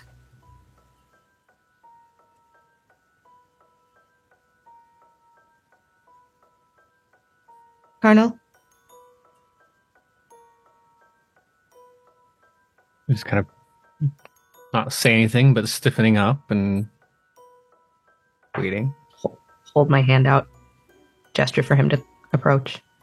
We'll take a few cautious steps forward, eyes like looking at Elizabeth, but in a way that lets me also keep the worm in focus. Can you show it? And he'll just reach down and pull his shirt up. It is incredibly cold in Sweden this far north, but it's quite all right.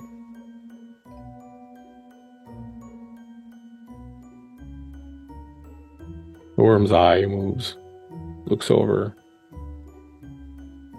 You don't notice any sort of recognition or anything in it. The eye starts to close slowly.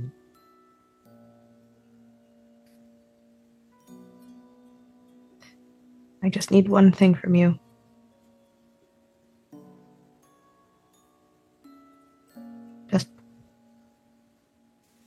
Just an egg. The eye closes.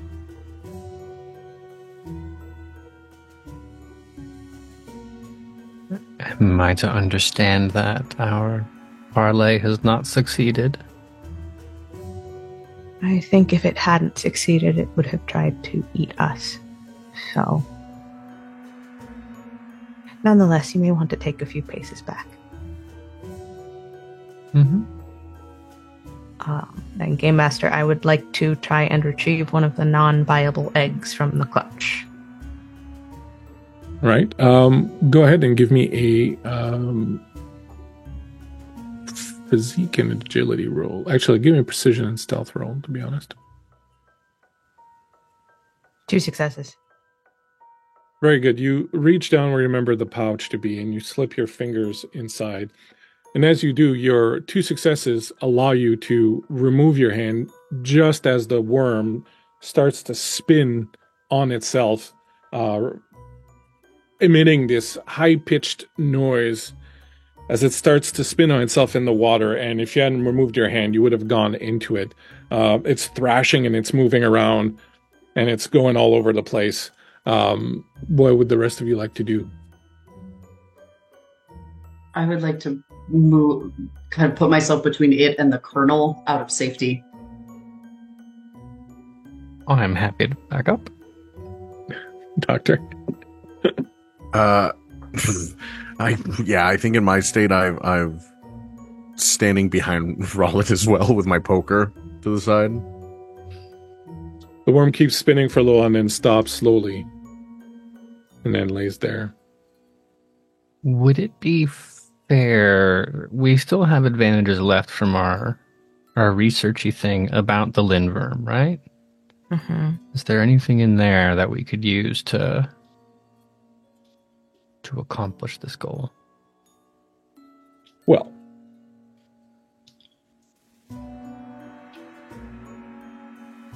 there are several things here. There are hooks, there are ropes, there are anything you could want. These people were captured it and drug it in here, so everything is there. So if you want to go and try something like that, you can. Drago, I don't think we should piss it off in that manner. I think diplomatic. But Drago speaks up. He's like, okay, what if... Did you tell her we're doing a trade, Elizabeth? Did you... Yes. Although it's... You felt like you weren't really getting through to it, really, is what was going on.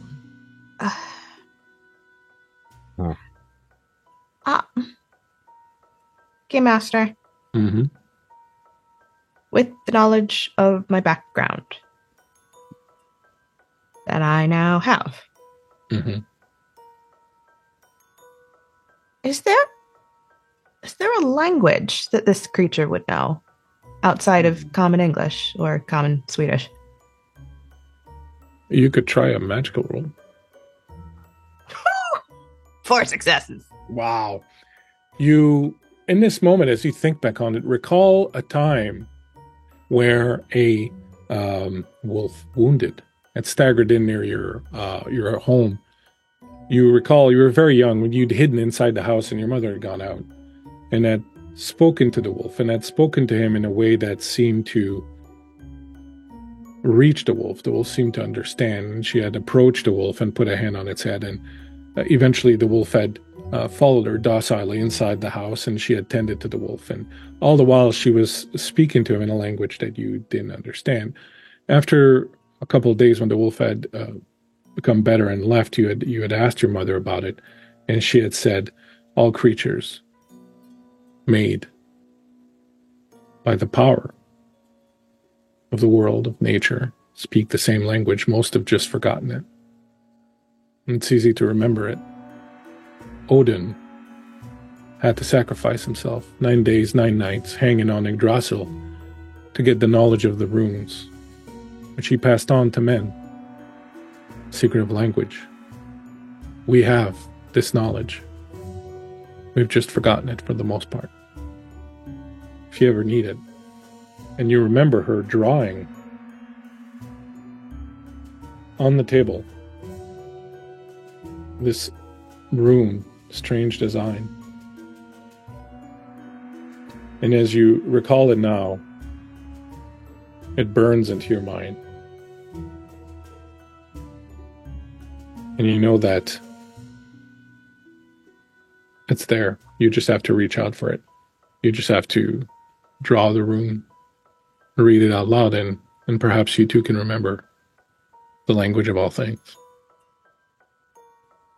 I'll sort of pat my pockets until I find a piece of chalk, and I'll crouch on the old sort of weather-beaten wood, and I'll start sketching this rune.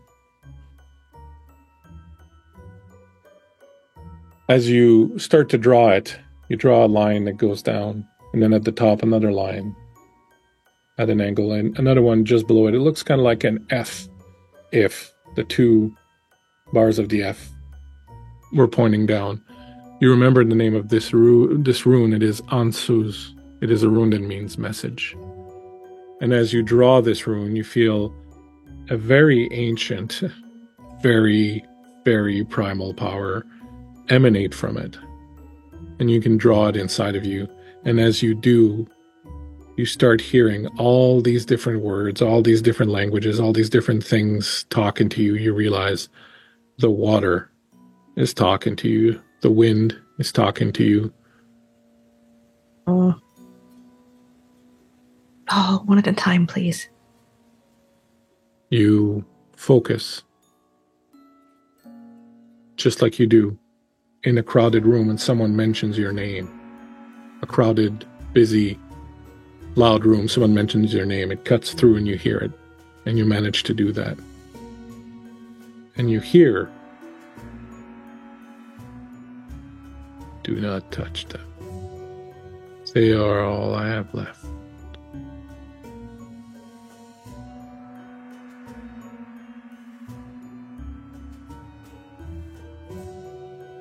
I'm sorry. You were kind earlier, so I did not hurt you. But if you try to take my children away, I will kill you. I understand. I can tell you for certain that at least one of them is gone already. That is not one of my children. It is a parasite. I was pleased when they took it away from me.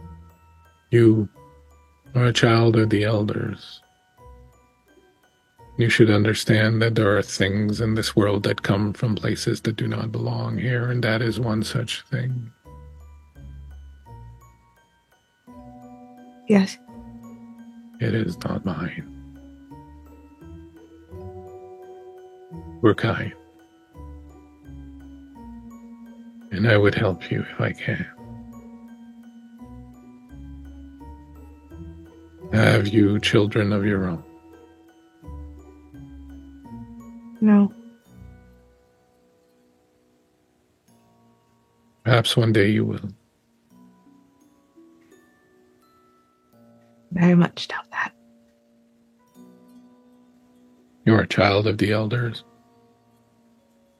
There is nothing you cannot do if you want it. But if you do, you will understand that the things you fear become a million times more fearful when it comes to protecting your brood. Even something as insignificant as a human becomes exponentially more dangerous. There are 4 of you, and I am direly wounded. If you wish to take one of my children, you will have to fight me, and you will kill me. But I will take 1 or more of you. If you are strong, and if your friends are strong, perhaps I can help you. But you must swear. You will not take my children, no matter what happens. I will not stand for it. I do not want to fight you, and I do not want to hurt you or your children. But I need to help my friends. They will be destroyed if we do nothing.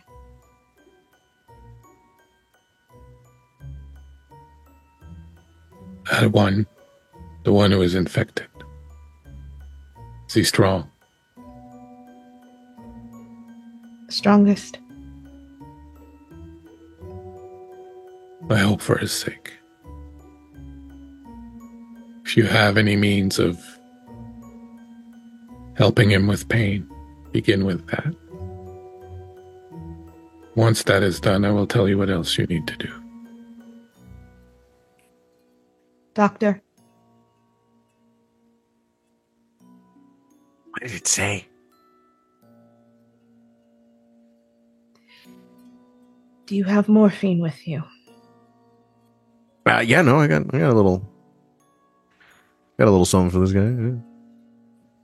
Yeah, private stash. Colonel,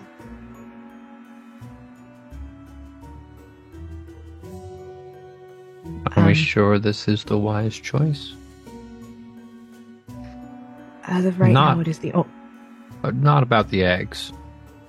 But if something's about to go horribly wrong, are you sure you want me? And he'll make a drugged up gesture.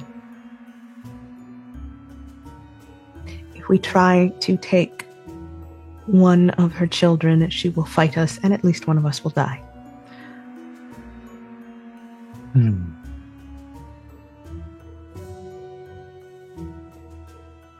Well, we don't want that. Fair enough. Doctor? Great. Colonel, what do you weigh, about 240? 220? Yeah. Yeah. Mhm. Okay, and a little bit of extra just for you. There you go. What do you want? Taking too long. Jab you in the leg.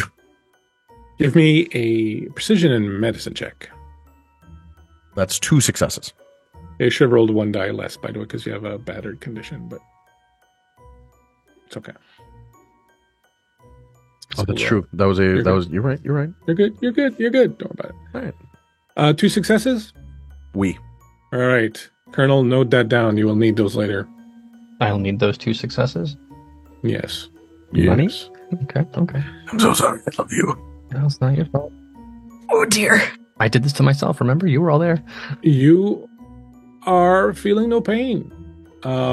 This thing is burrowing into your chest. It's eating its way inside of you. It wants to nest. It wants to make a home. It wants to merge with you. And you're not perturbed by it. You're like, seen worse in the war.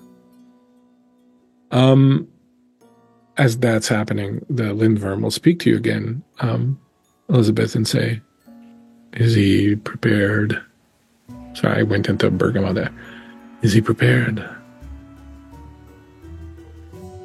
As prepared as he can be. You said he was the strongest. Is there another who is strong? Nod over to Rowland. Once I begin gnawing at your friend, I may not want to stop. It would be good if someone could help stop me before I eat the problem as well as your friend. Oh, good.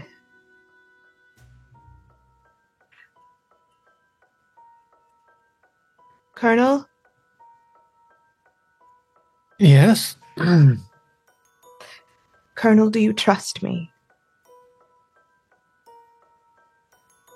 Elizabeth, there is no one else in the world right now who I trust than you.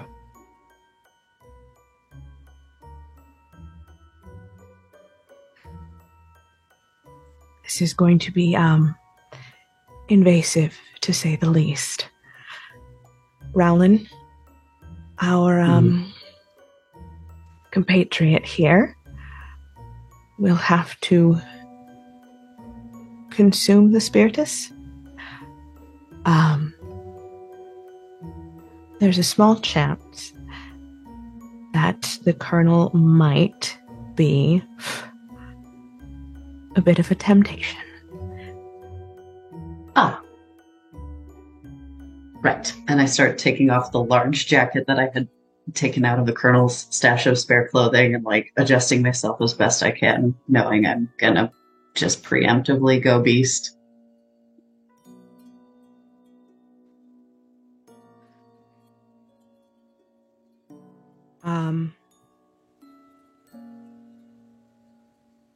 I'll turn to the Lindworm. I have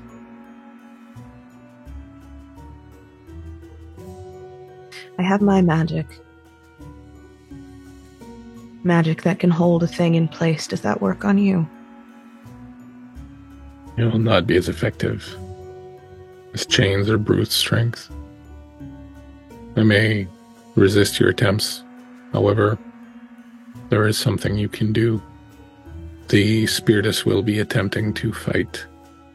It will be attempting to fight physically, but also through its infernal magic. If you would be vigilant, and if you see it attempting to do something, you should be ready to stop it. I can do that. Bring the victim. I, me. Bring your friend. Hold my hand out for the colonel. It's not the steadiest step forward I've ever taken, but Oh, yep, no, it hits you quick. It hits you fast. getting closer to the edge of the pier kind of thing here? The lindworm rolls over slowly and approaches the little dock where you are, and slow its little arms. It reaches up and climbs. And it reaches up, and it's like it towers. It's a good, like, almost 3 meters tall once it kind of reaches up. And then it brings its head close. It's almost all the way inside. Looks at Elizabeth. Tell him this will hurt. Colonel, remember, you trust me. This is going to hurt. I know. And as you say that, the lindworm rears its head, and it shoots forward, and it bites right into your chest over where this thing is, and it starts to gnaw and just grind its teeth into you and just starts reaching out for it. It just starts diving right in there. Elizabeth, as soon as this happens, you feel a surge of power as there's thing that's inside of it. You don't know how you know, but you can sense it is trying to make itself disappear, to make itself turn into nothing so that it can evade this bite. I would ask you to make a magical roll. I think you also have troll dust you can use if you want. I'll do that. That's 3. I'm going to push. I'm taking the angry condition. 5 successes. Beautiful. You reach out with your senses. You blow the troll dust into the face of the colonel. You can feel the worm inside sort of shake and start to sneeze as the troll dust hits it. And you manage to just grab this power that it was using, and you just grab it with your fingers and you pull back on it. And you're pulling back on almost physically, almost kind of like you're pulling this weird miasma off of it, and it smells bad and it's just dirty. It's this foul infernal magic as you're pulling on it. No, you don't. Colonel. Yeah. I'm going to need you to go ahead. Give me a physique plus force. To that, you can add the 2 dice as successes that the doctor gave you earlier. So you have 2 successes already. It's a 7, of which I succeeded on 0. So I will have to, I think, push and take wounded, right? Because instead of pulling away and being like, nope, it's like, don't need that rib. It's fine. You still have your advantage? Yes. So if you did roll it first, so that if you're re-rolling after, you can re-roll it also after failures. Okay. It's 2 dice. Well, on my first reroll, that was 2 successes that came through, and then a 3rd from that advantage. So that is 3 plus the 2 is 5. 5 successes. This thing bites into you. You take 2 wounds as it just gnaws at you, and then you feel its tongue reach out, go into the hole made by the spiritus. Just wrap around it. Pull it out of you. This thing fights. The spiritus fights. It's holding on to you, but it's not just holding on to your body. It's holding on to your soul. You can feel it pulling all the way inside of you. And eventually you feel that rip out, and you feel it screaming as it gets pulled out. And this thing's tongue wraps around it and pulls it into its mouth. And then you feel the lindworm relent a little bit and pull away from you. Then it looks up. And then it dives again, and its teeth burrow into your chest again. Can I troll dust it? You've used your action. I'm claws out. Are you trying to shift? Yes. Can I overdose it? You can try to hit him again if you want. Legit, I'm just gonna. Rollin, as you reach for that and try to change again, you hear back so soon. Yes. I don't eat snake. I don't care. Oh, you don't, do you? Then perhaps I'll stay right where I am. You don't really need me. Get in here and help him now. Why? Because I said so.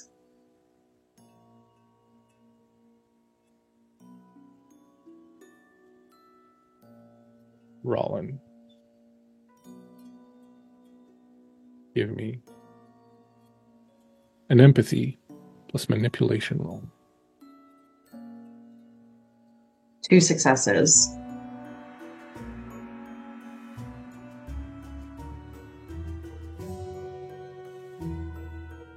The lot of you see Rollin body snapping, elongating, changing, fur sprouting.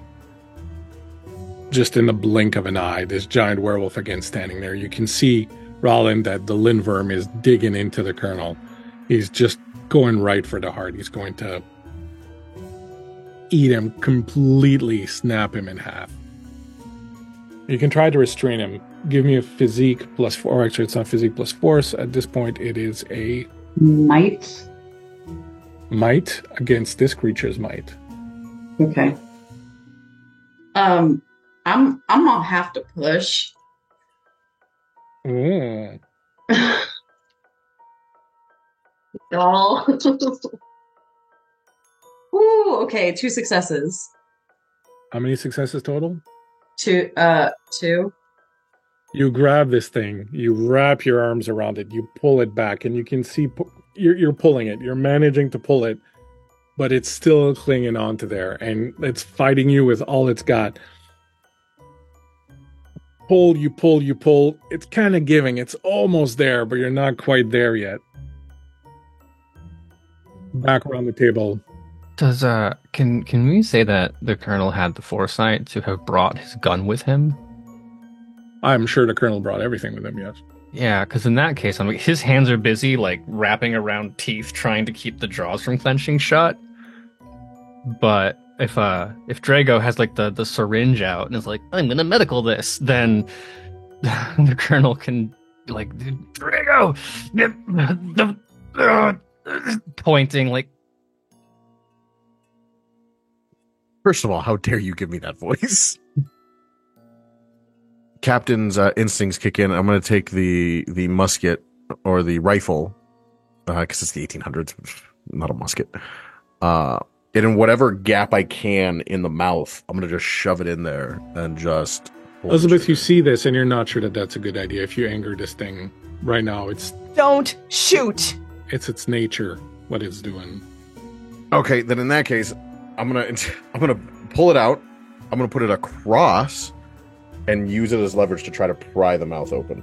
Ah, excellent. What do you want to do, Elizabeth? So you are assisting. I will say that you are assisting the captain. So when the captain makes his resistance roll in a minute, I will get extra dice from you trying to leverage out the mouth. Elizabeth, what will you do? The water is speaking to me. Mm-hmm.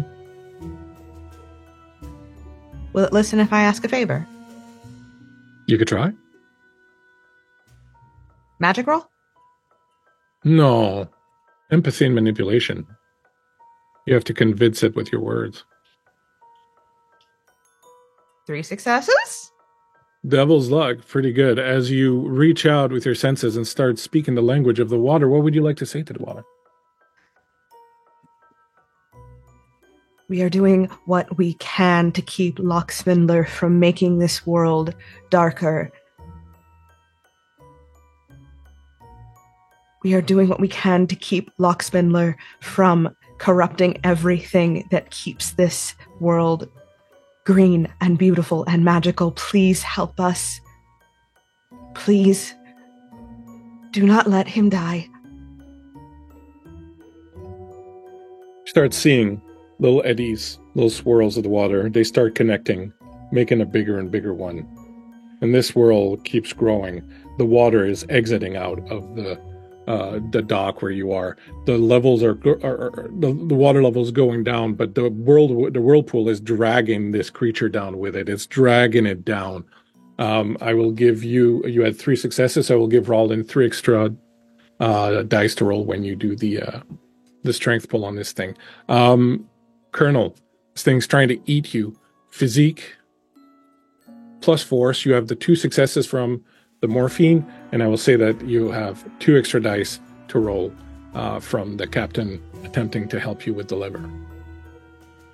The big old pile of dice. Come on, statistics. Garbage. Oh, not a single one. Are we pushing? Yeah, I'll push. I can push with mental and do frightened. Seems appropriate.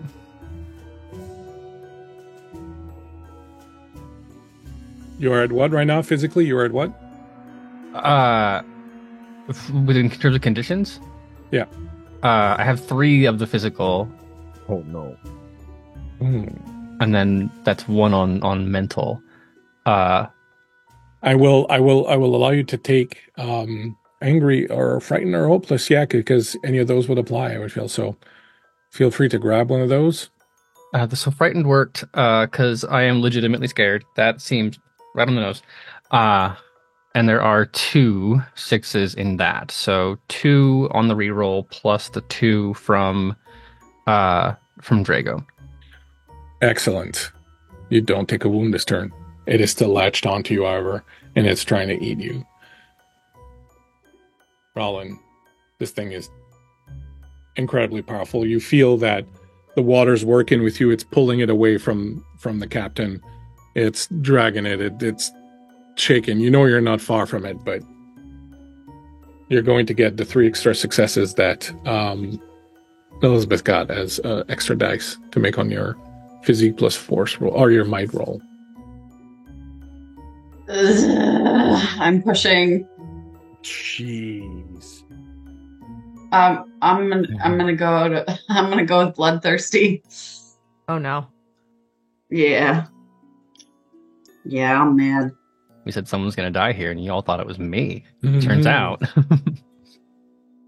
2 successes. Rollin, you are trying to pull this thing off the captain. It's so close. It's so close. It's just not there. The colonel does not have much left in him. You can see that he's already just on the verge of broken. Hey, boss, I have double initiative in this form. Just throwing that in as a last-ditch effort. The one thing you know would work would be to kill this thing.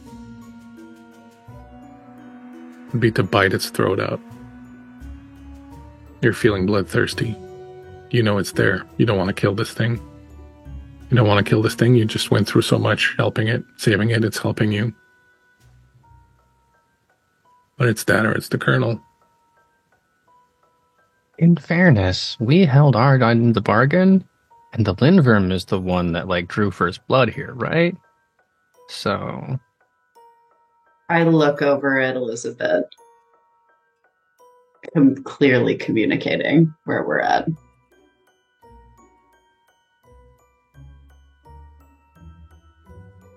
You have 1 extra action. You're right. So you can either try a might thing again, or you can bite it. We go around again. It gets another bite on the colonel.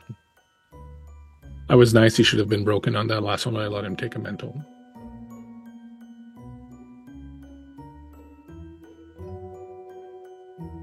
We gotta do it. Can I say something before we kill it? Yes.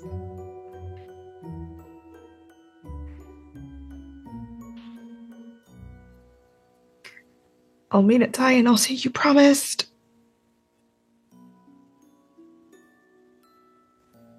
I'm sorry. I can't let him die.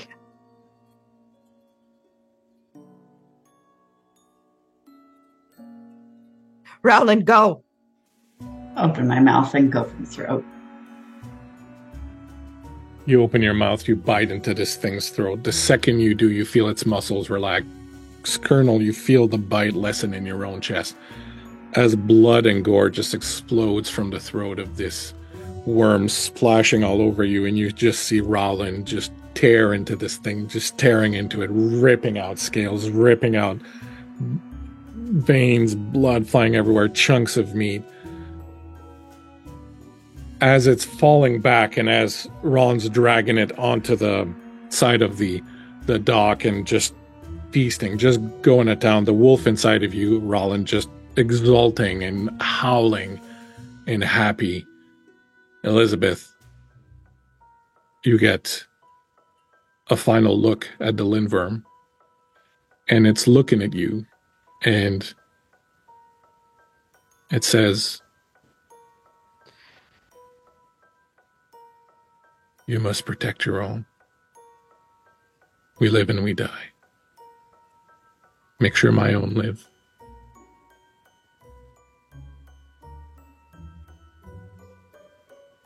The sounds of Rollin eating this thing goes on for 5-10 minutes. It's sickening at some point. And then after a while, Rollin, you feel so full, almost nauseous from it. You stagger back. You feel the wolf inside of you, fat, happy, go back into his cave. You feel yourself becoming smaller. As you transform back, you start vomiting. You're throwing up all this stuff that you've just eaten, bits and pieces of flesh and scale and blood. Colonel, you're on the ground. Doctor, the Colonel he's dying. He should be at broken. I'm going to need you, Doctor, to, you have Chief Physician,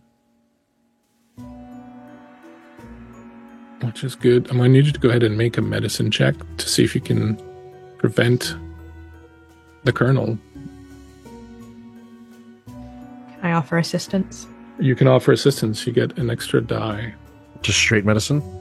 Medicine and precision. Okay. Is this the part where you can just sprinkle some troll dust on it? When with that, we've got devil's luck.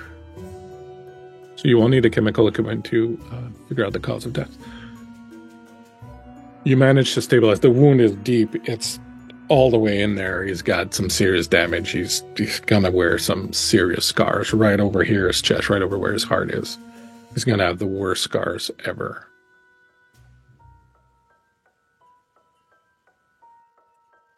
Colonel, you saw the other side. It was right there. It was coming for you. The doctor just managed to stabilize you, save your life for now. Rollin, you're on the floor nearby, having emptied yourself of everything you'd gorged on.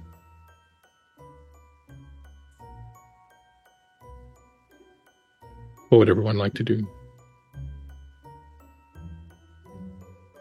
I imagine in his current state, the Colonel's not capable of speaking. There's probably going to be a bloody aspirant instead.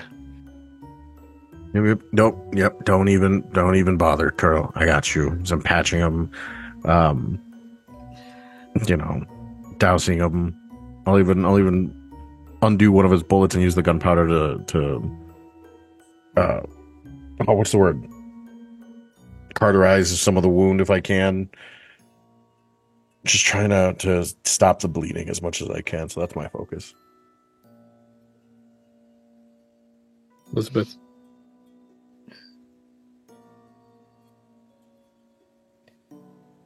Is there anything left of the Lindworm? Most of the body's intact. Seems that Rollin had a predilection for snake throat.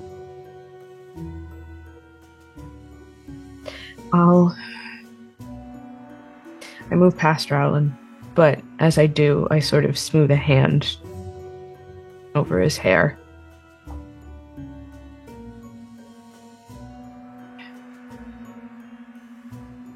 I'd like to collect one of the eggs, if it's still possible.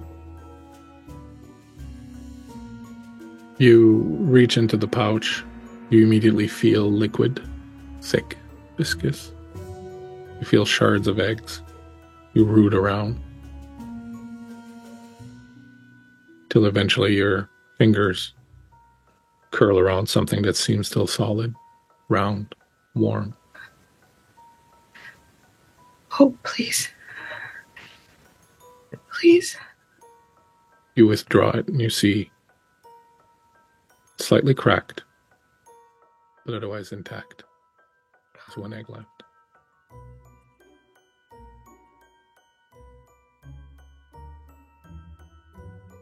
Crawl over to Elizabeth. And I sit at her feet. Like a tame wolf. And I look up at her and I say, I'm sorry. I tried. No. Would have lost the Cardinal had you not. Don't do that. We have to protect our own. You.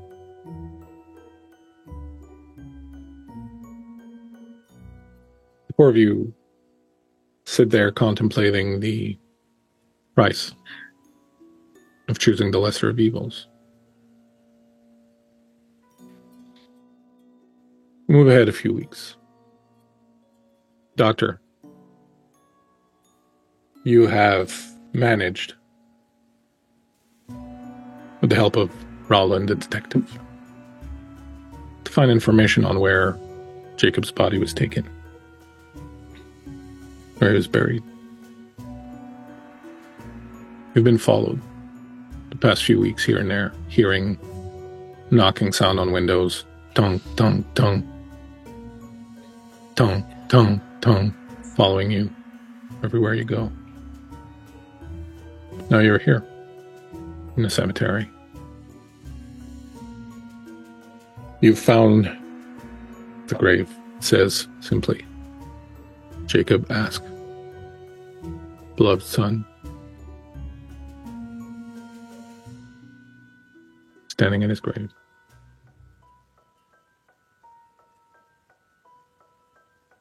What's the doctor feeling?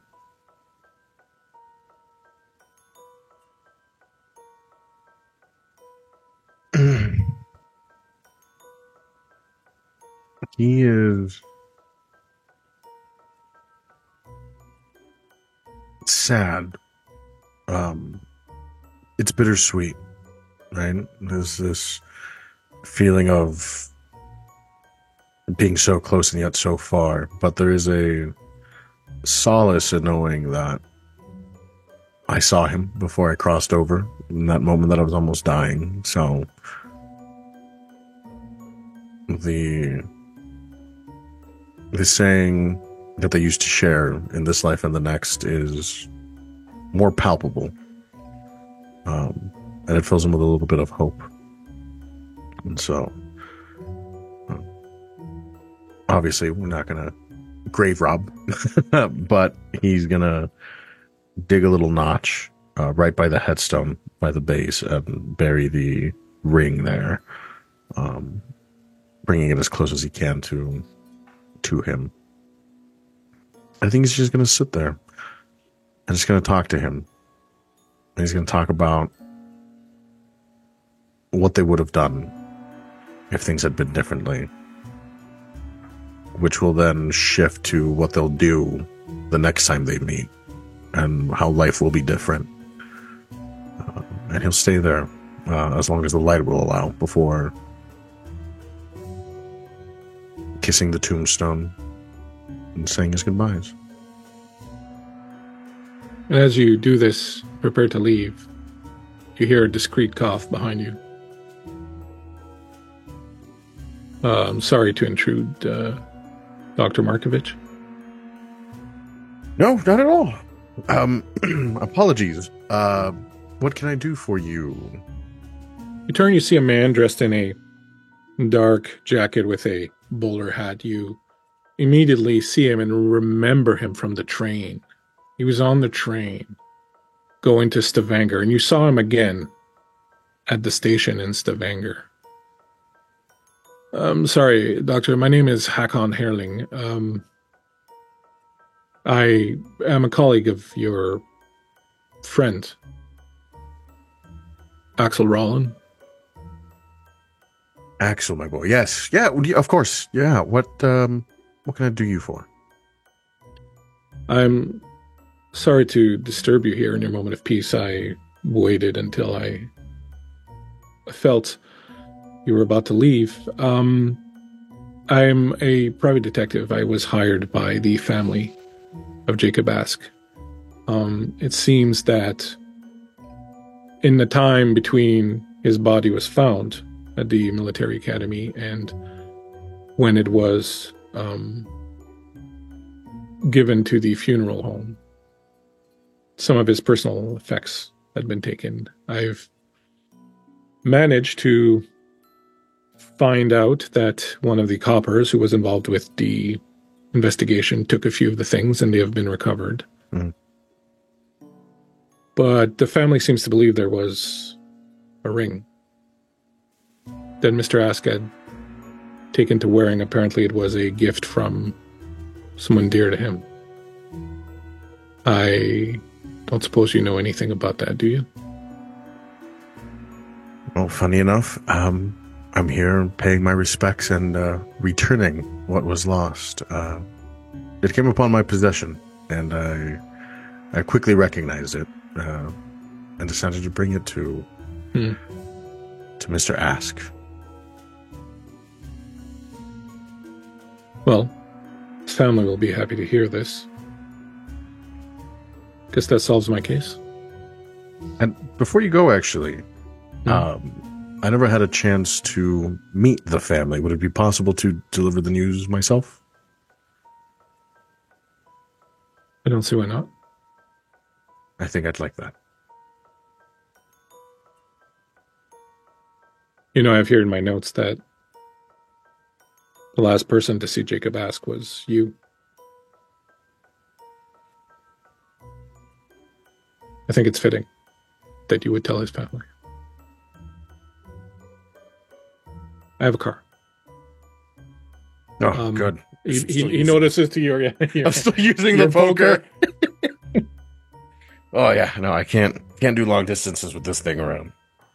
Excellent. Elizabeth, you have returned to your family home. It's been in your possession for a while. Perhaps you had been able to come, perhaps not, but you decided it was perhaps time to come and clean out and air out the place and see what you could find. You've been here a few nights. When one night there's a knock at the door. I'm going to take the liberty of assuming that in the time since the end of our little adventure, I managed to convince either Rowland or the Colonel to show me how to operate a pistol. Certainly.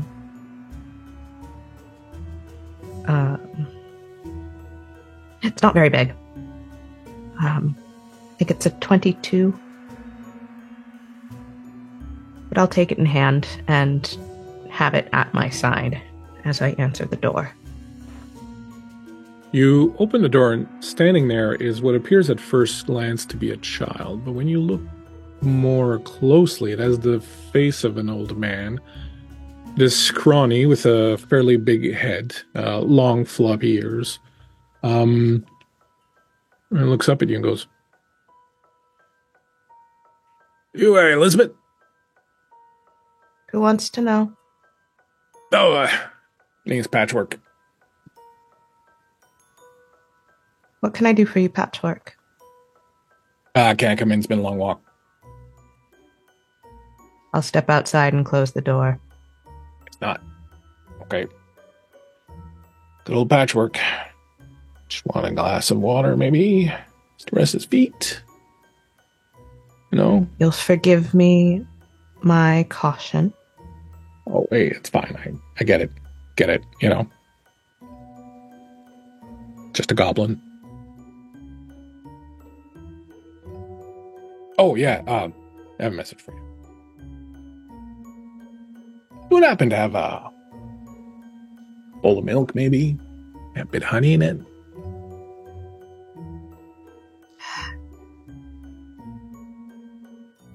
Wait here.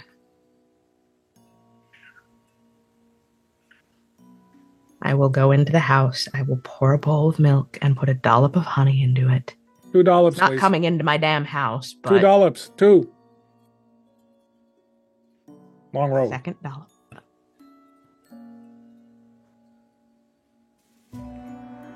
Yes, Mr. Patchwork. Ooh, give it. Say please. Please. Hand it over. Oh, thanks. Oh, that's good. Oh, yeah, that's all. Oh, that's fantastic. Oh, that's good. Oh, thank you very much. That's very good. Be on my way then. Oh, no, that's right. I have a message for you. I just, forget myself sometimes. Yes, I bring a message from a friend. He says,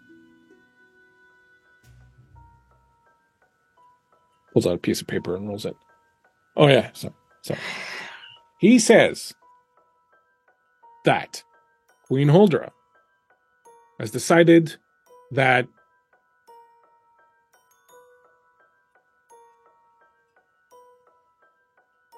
Bergamot is to be put to death for failing to serve her. A friend thought you might like to know.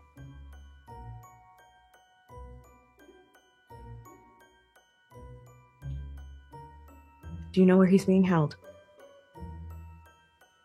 I'm going to go out on a limb and say Queen Holder's Dungeons.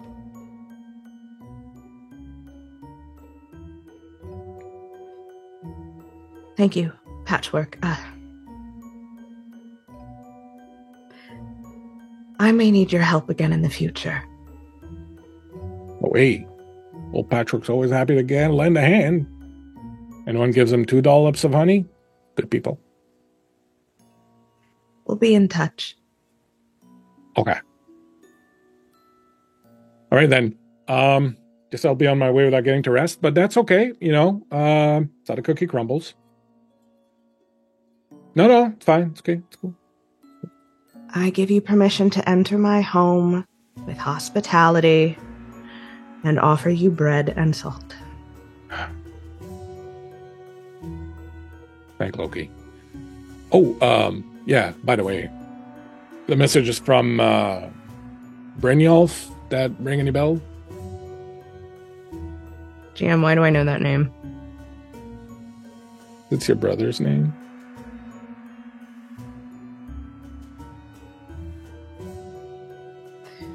Come in, Patchwork, it's cold.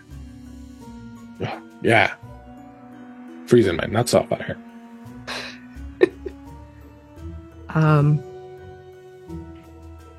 GM, Mm-hmm. I would like to write a letter. 3 letters, actually. Mm-hmm. Will you send those letters? I will. Speaking of letters, Colonel, you have recovered. It's been a long haul. You're no longer as young as you used to be, but with the good advice, not just the doctor, because it seems that ever since you went through that whole thing with the Reverend, the doctor is less and less a doctor every day. But with the help of some good military doctors, your connections, you've bounced back just in time for the annual graduation at the military college. And this year, of course, you are the keynote speaker at this thing. You are standing there in the wings as someone has been talking for 15 minutes, introducing you and telling everyone of your illustrious career. are you feeling as you're standing there in the wing waiting for this opportunity to go speak? It's also very tired. I was never one for the pomp and ceremony even before. But now you just need, just on and on and on and on. Ultimately, it doesn't matter, though. Because what he has to say is going to pale in comparison to what I'm going to say. No one's going to remember his speech. You're getting ready to go on. One of the corporals comes up to you. Sorry to bother you, Colonel. Message from the general. He hands you a folded bill. Taking the notes that I've written for my speech, kind of tucking them aside so I can open up this note. There's a message from General Lund, who you know is in attendance, as he always is. My dear Colonel, I do look forward to hearing your tales again. It's always quite a jolly good time to be regaled by your stories. I never tire of hearing them. However, I was hoping I could perhaps impose upon you a little bit. You see, the family of your old aide-de-camp, Captain Berglund, are here tonight. They might like to hear a few words about him, perhaps, from the man who was his closest friend. Might do them some good. I'll leave it up to your discretion. Knock him dead, soldier. Signed, General Lund. So that last sentence feels a little different when you know the whole story of how the captain came to pass, but you know what? Colonel Berglund is nothing but a man of duty. And if the general wants a special speech that people will remember, and wants the captain's family to have peace of mind, well, who is Colonel Johan Berglund, if not a dutiful servant of Sweden's glorious military? Ladies and gentlemen, Colonel Johan Berglund. And as the applause rise in the theater, you step onto the stage. Rollin, it's been a long trip. You helped your friends, came back, care of a few loose ends. But you're finally here, near a small lake in Denmark. You can see the cabin exactly as it was in the painting that Rasmus left you. There's a few additions now. There's a garden. You can see a glass house behind. Smoke curling from the chimney. As you approach the cabin, you can smell. He's made his venison stew. You know that he altered the recipe in time, changing out some of the herbs that you weren't so fond of and substituting in some that was always a favorite of yours. You see plants and flowers. As you approach, smell the air, you smell him. Unmistakable. He's in there. Smell a cat. A dog. You wonder why the dog hasn't reacted to you yet. Certainly the dog smells you, but as you approach the door, you hear Rasmus' voice say, "Down, boy. It's a friend." What would you like to do? I hitch up the leather bag on my shoulder and I knock. Come in, little wolf. I open the door. Step in just past the threshold. You see him standing there, wiping his hands. Stew's cooking on the stove. He's been preparing some bread.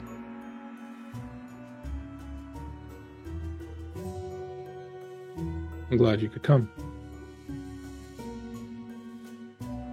I had to see you. I would imagine.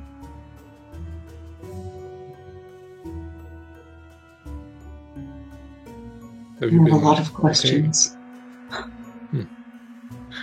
Always doing that. Okay. Speaking over each other.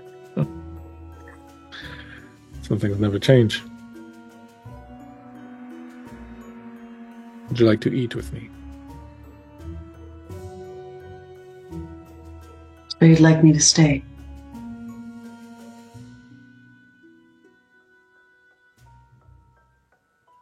I would like that.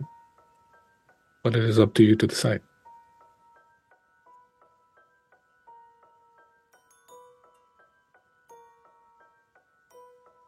The bag off my shoulder. Place it by the door. Haphazardly kick off my boots. Right next to them.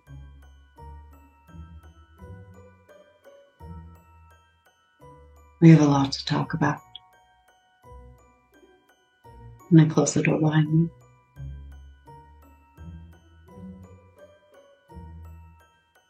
Passerby with a keen ear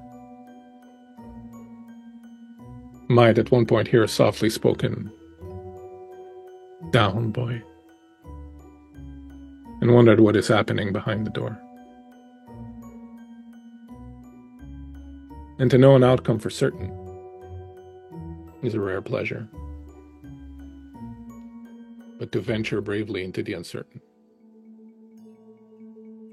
that is a gift. Oh boy. Well, that was a treasure and delight and a little traumatizing. That has been This Too Is a Gift, an original scenario for the Nordic mystical horror role-playing game Vezin by our very own Bleak Season. Not our very own. He's our friend, but I think he belongs to somebody else. Himself? I don't know. You'll figure it out. He's going to tell you about it. I'm going to ask him what he's up to, and you're going to find out. But before then, I'm going to take this opportunity to talk about how incredible that story was, and also give all of the rest of our cast an opportunity to do the same, starting with the werewolf whose clothing budget has to accommodate so many ruined outfits. The costume department for this movie is furious with the writing staff, but they are Axel Rollin. They are Cato AC. Cato, what did you think of the story? Where can people find you? Who does your makeup? I do my own makeup. Thank you so much.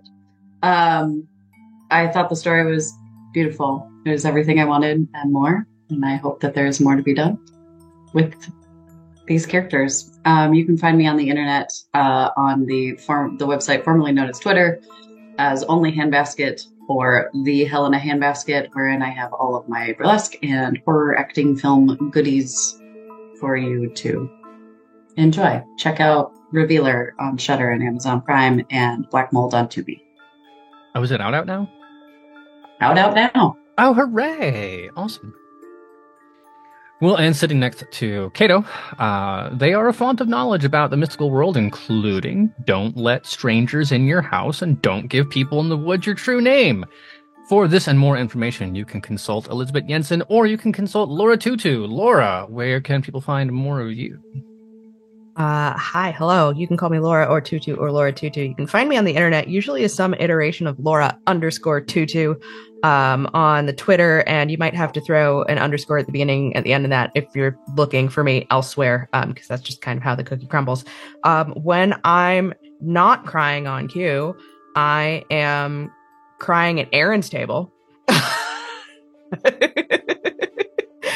as Calamity Madden in the All Night Society, our multi-award winning number 2 in the Audio Fiction World Cup Vampire the Masquerade podcast. Yeah, number 1 AP, number 1 US, number 2 globally. I mean, it's all right. You know, it's pretty decent. And when I'm not hanging out at the court and causing problems on the internet, I hang out with the fine folks at Obsidian Brews, the all-black tabletop collective, telling stories and carving out space for the black folks who love TTRPGs. Oh, that cult game was so good, and I'm sure that people can see that on YouTube now. We'll pop a link in chat because I'll probably be running the stream, and I'll let you go see that there. I need you all to know that I shared a joke with Cato, and I shared a joke with Jonathan in the middle of all of this because Bleak Season made the comment about there's all kinds of stuff in this bag you don't understand. And then I sent a message to Kato saying, yes, this is some kind of wound plug. It has a flared base. That way it doesn't get pulled into the abdomen. And then sent the same joke to Jonathan. Unfortunately, I made the mistake. I assumed that Jonathan had some time to recover before Bleak was going to go then ask a question. No, I sent that joke. Jonathan saw it. Bleak went, so anyway, doctor, and Jonathan had to keep a straight face the entire time.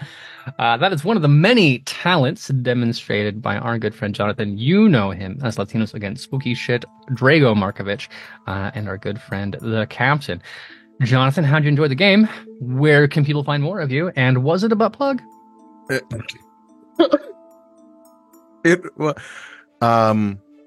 I plead the fifth for fear that it would incriminate me at this time, Your Honor. But hola, buenas tardes. This game was incredible. The storytelling was phenomenal. The character arcs, the development, and just watching everybody try to keep a straight face after saying something sassy in chat truly speaks to our ability to keep it together as performers. So cannot wait to roll dice again with everybody. Bleak, you did phenomenal. Everybody can find me at Latinos Against Spooky Shit everywhere. You can also find me in the future, this summer, 2024 actually, Tabletop Tempest AP channel that is founded by immigrants or the children of immigrant parents, raising the voices of marginalized communities in the TTRPG space. So very excited. We've got our 3 APs casted, and they're going to be recorded, and official launch should be summer of 24. So keep an eye out for that. We certainly will. If you are a fan if you're a follower on the TTR or on the Queen's Court Games TTRPG stuff like Twitter or whatever, we'll be sure to be retweeting some of that if you don't remember to follow it now. But you could do it right now because we're all here, and like I can stall a little bit until you go and you open a little browser window and you click it and you put it in a follow. And Jonathan can go look right now and check the new followers. And if we see that you're not doing it, I will be able to correlate who is in chat and who is not following, and then we're gonna make a list. Just saying. And you know Aaron loves lists. Never seen There her we go. Mm-hmm. Lastly, but certainly not leastly, in fact, in this case, mostly, for being the GM, the true hero of this story, from the great north, bringing tales of ice and sadness, mystical creatures, Bleak Season. You know, it's in the name. I come as advertised. That's all I'm going to say. It's bleak as shit. Fairly seasonal. There you go. That's how I roll. And you can see me roll on my own channel, Folk and Myth, where at the time of you seeing this, I might be doing my vampire campaign. I might also be doing a Sabbat campaign because I'm going to do a vampire and a Sabbat campaign because, you know, I like the dark stuff. So Folk and Myth, that's Twitch, Folk and Myth. You can check out our website also, folkandmyth.com, and same thing on Twitter. We were pretty lucky. No one wanted this name, so we snagged it, and it fits pretty much everywhere we go. Best tables in the biz, Queen's Court Gaming. That's basically what it's at. This was a dream come true for me to be able to run a game over here and to have such resplendent, beautiful, amazing players and people at this table has been an absolute dream. And so thank you so very much. You're all so wonderful. I love every one of you. And yes, absolutely. Hopefully we get to do this again sometime. Thank you to Aaron and V for the invite. Come and do this here. Appreciate everybody. You're all so good. My heart is all full and all kind of making weird little noises right now. So you did that. You did that to me. You did that to me. Same sounds as the spiritus. Yes, exactly. It's exactly the sound my heart makes. Oh, I knew that I'd made a mistake, but a good mistake when we said suckling and then it turned into breastfeeding, and I'm having no regrets at all. Well, if you want to see more of me, you can do so at Aaron and Words on Twitter and pretty much nowhere else because I'm bad at social media, which is why we asked Laura to do it for us instead. more likely you are going to be interested in what is happening at Queen's Court RPG on Twitter or at Queen's Court Games, literally everywhere else. You can follow us on YouTube, on Twitch, on Spotify, on your favorite podcast app. You can listen to our award-winningest Vampire the Masquerade actual play, The All Night Society. You can listen to all of our one-shots and other mischief on our podcast, One Shots and Other Mischief, available wherever fine podcasts are sold. We will be back the same time next week, but 3 hours ago, with a game that is going to be a surprise to me because we haven't figured out the scheduling yet. So come along. We'll all find out together. Until then, bye for now.